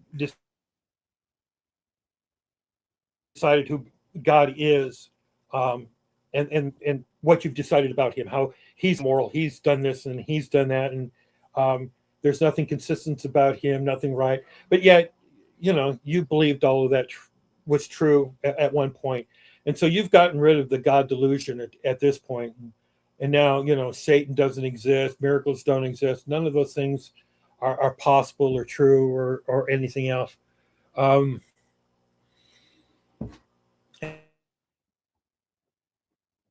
then it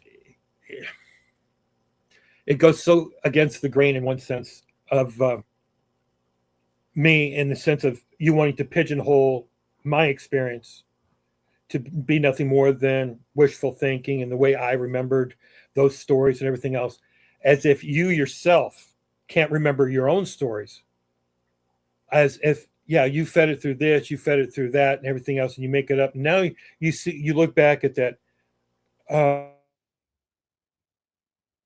I'm not even talking about your curtain thing with the devil and all that, but other things that you experienced and everything else. You're coming back and you're saying, well, that was just all made up in my mind. That was just all invented, and because I was conditioned that way and made that way. And so I feel sorry for you. I really do. I really feel bad that so much has happened. And I'm looking around, and this is happening all the way through our society. And it's happening with full preterism, it happened partial preterism. IO has become absolutely laughable because people think they understand God and then sit in judgment of him. And so really, I'm supposed to present evidence, but nothing I can say is be counted as true or worthy of consideration, even, or in the remote possibility that it might be true. It's improbable. It's just all improbable, everything about it, because a few people have determined that it's impossible. And yet, this is what, 2026 years after what? The time of Christ? But it's impossible that Jesus and all those things could have happened, and all of those things could have been true.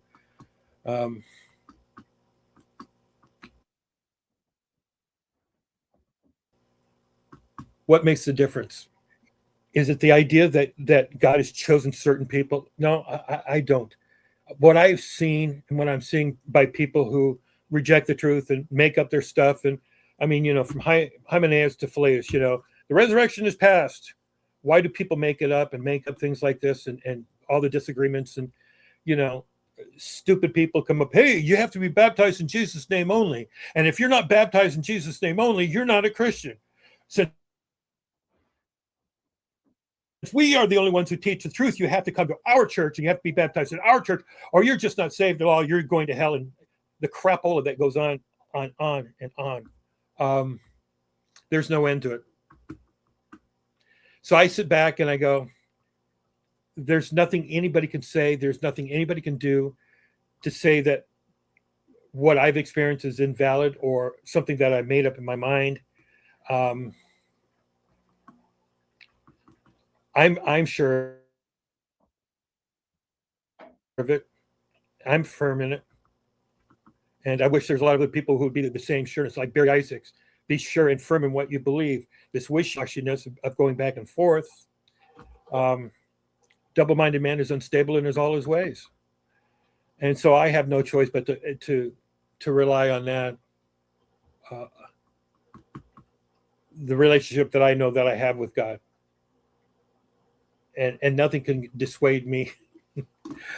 And I'm not even going to. Somebody says, "Oh, you're just this, that, and the other." It comes down to I feel sorry. Even Judas betrayed him. He walked with Jesus for how long, and he still betrayed him. So it's not any kind of surprise to me whatsoever. Gnosticism was born in the first century, and there were Christians who were deceived and walked away right from the very beginning, who didn't believe, even though they stood there with them and saw the miracles. They still didn't believe. So if they're not going to believe that, they're not going to believe somebody resurrected from the dead. They're not going to believe that there's nothing true about the Bible. Seriously, then there's nothing that can there's nothing that can convince a person that God exists in that sense of what you're talking about. Yeah, God exists, but I don't.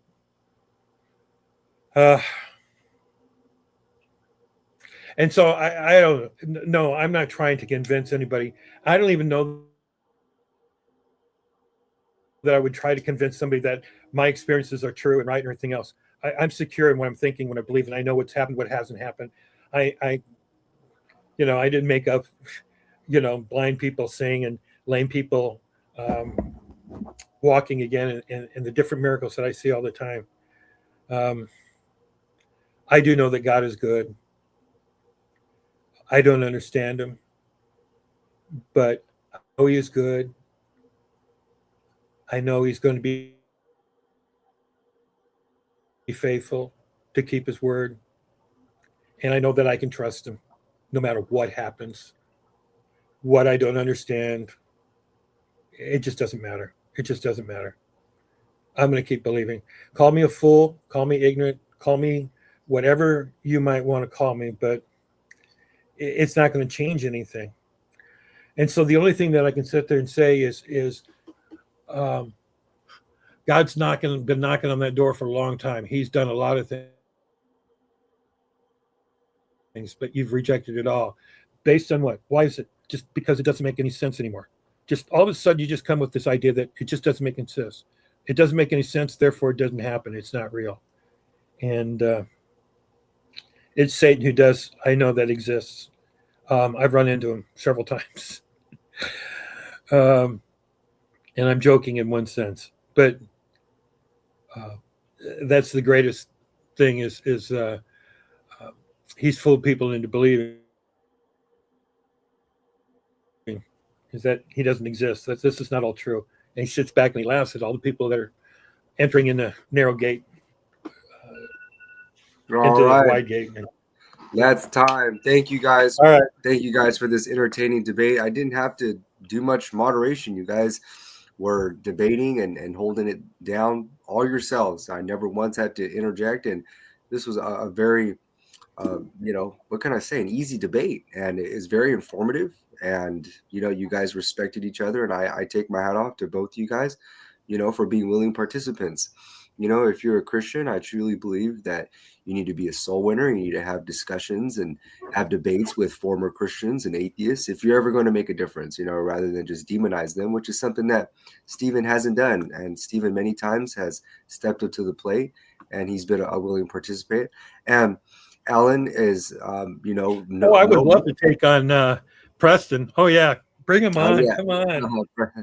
I would also like to see Alan have a debate with Don Preston. I think that he'd be a great runner-up for that. Alan was a former full preterist, and Don still promotes his published literature when Alan was a full preterist. And I think that would be absolutely phenomenal because I think it was Barry who asked the question about full preterism leading people out of Christianity. And if, we wanted a full preterist eschatology to do that, I think full preterism can be instrumental in that. But anyways, Alan is definitely, he's an author. He's, a debater. He has a podcast. And I put all the links to those descriptions or in the description. I put the link to his literature and his podcast. And Alan is somebody who's been there, done that. And Stephen is somebody who's been there, done that. So these are two veteran voices, you guys, within the world of, scholasticism. And so I just want to thank both of you guys for having this well-mannered discussion. It was very ethical. It was full of decorum.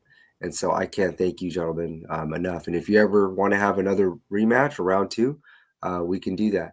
And so keep me posted, you guys. Any other final words? I know you guys gave your final arguments, but are there any final words before we exit off of the stream?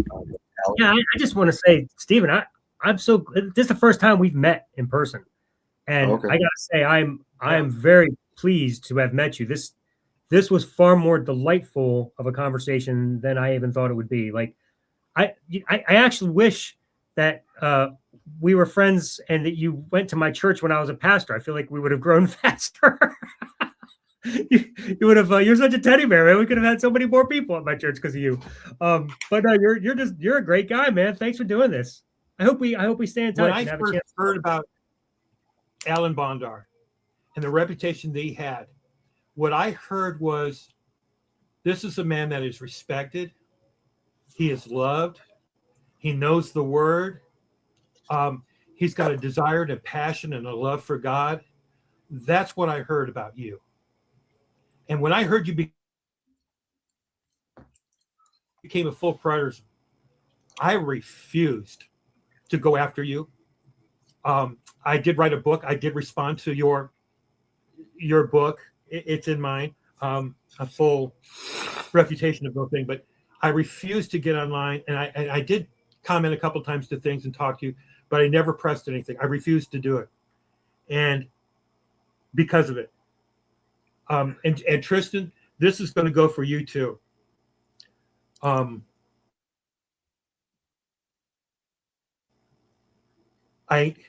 don't care how it sounds. There's something still inside both of you that God is working out. And I'm not talking, I know what you said earlier. Oh, this is for your thing and everything else like this. These are deep struggles. These are still deep questions and everything else. And if it's from the heart that you really want to know, I know that God will do something that you cannot believe. And I bring that up because of Nigel Taylor. I don't know if you guys have been listening to him and him talking to Sam. He's been interacting here and there. And then he did a whole thing with Sam about his walk into full preterism, what it ended up. I mean, he ended up out into it and going into the occult, reading tarot cards and everything else. And he gave the full things. But something happened that just radically changed his life and brought him back to the truth.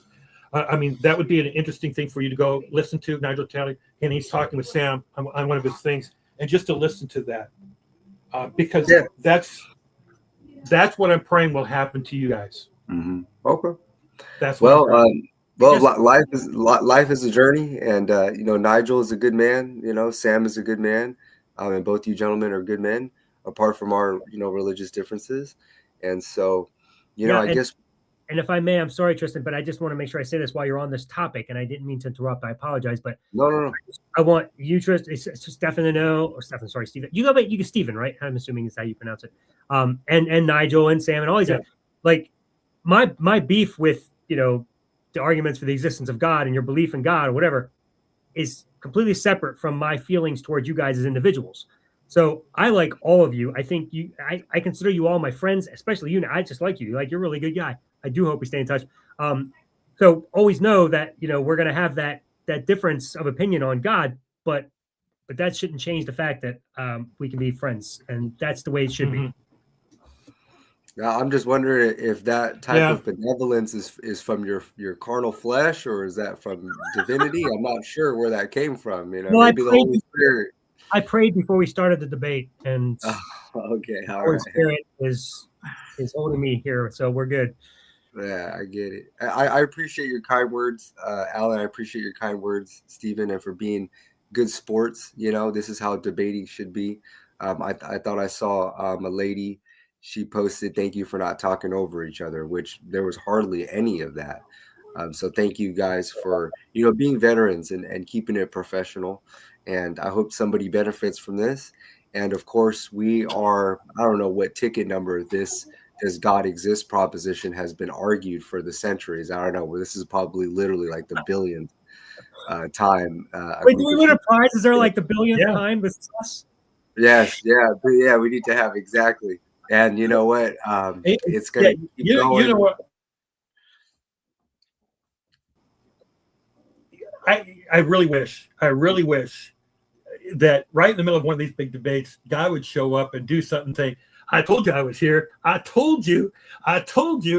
Just one thing. Just one time. Just do it." We would all explode. We all explode, like Moses. His face would shine like the sun. All he saw was the backhands of his glory, But I guess we'll find out, who is the true winner of this debate when we die. Maybe I guess. If Steven's right, then he'll know. If we're right, we'll have no clue. I think before. Yeah, pretty much. Yeah, I think but that's pretty much it. When we die, I guess we'll know then. Maybe not. Right. So yeah, again, yeah. Trump might be the beast. You never know. you never know. You never know. And life is a journey. And I think you guys are both winners in this debate.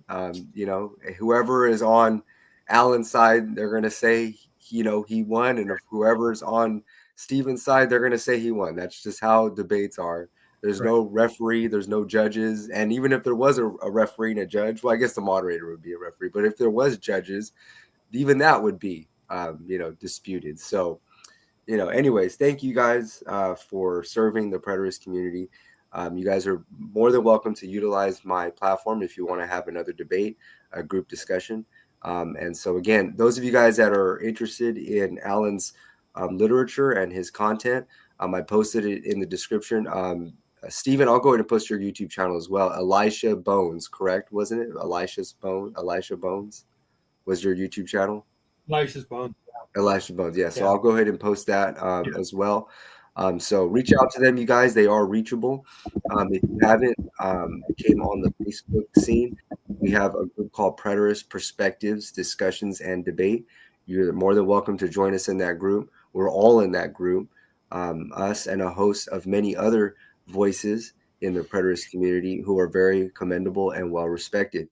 So enter into that group. You can post freely. And if you like to debate or have an open live discussion, you could reach out to any of us, and we'd be more than willing. So it looks like Barry's still here. I got to put everybody else left. Dude, that's funny. That's so everybody else left at 6. That's so funny. Yeah. That last comment's killing me. Yeah. Well, I guess it's Super Bowl time. I guess people are now wanting to go. Watch the game. I'm not into football, you guys, but maybe you guys are. And those of you guys in the audience, to me, this is better than football. This is obviously much more important than football, this topic. And, I'm just happy that you guys had a wonderful debate and something to remember and look back to. So thank you so very much, gentlemen. I'm going to sign off with that, and I will see you guys in the future. And I wish you gentlemen nothing but the best. Thank you for being good sports and willing participants. Great to see you guys. Bye. Peace out, you guys. Much love. Bye, everyone in the audience. Thank you for your attention, and tune in again. Have a good day.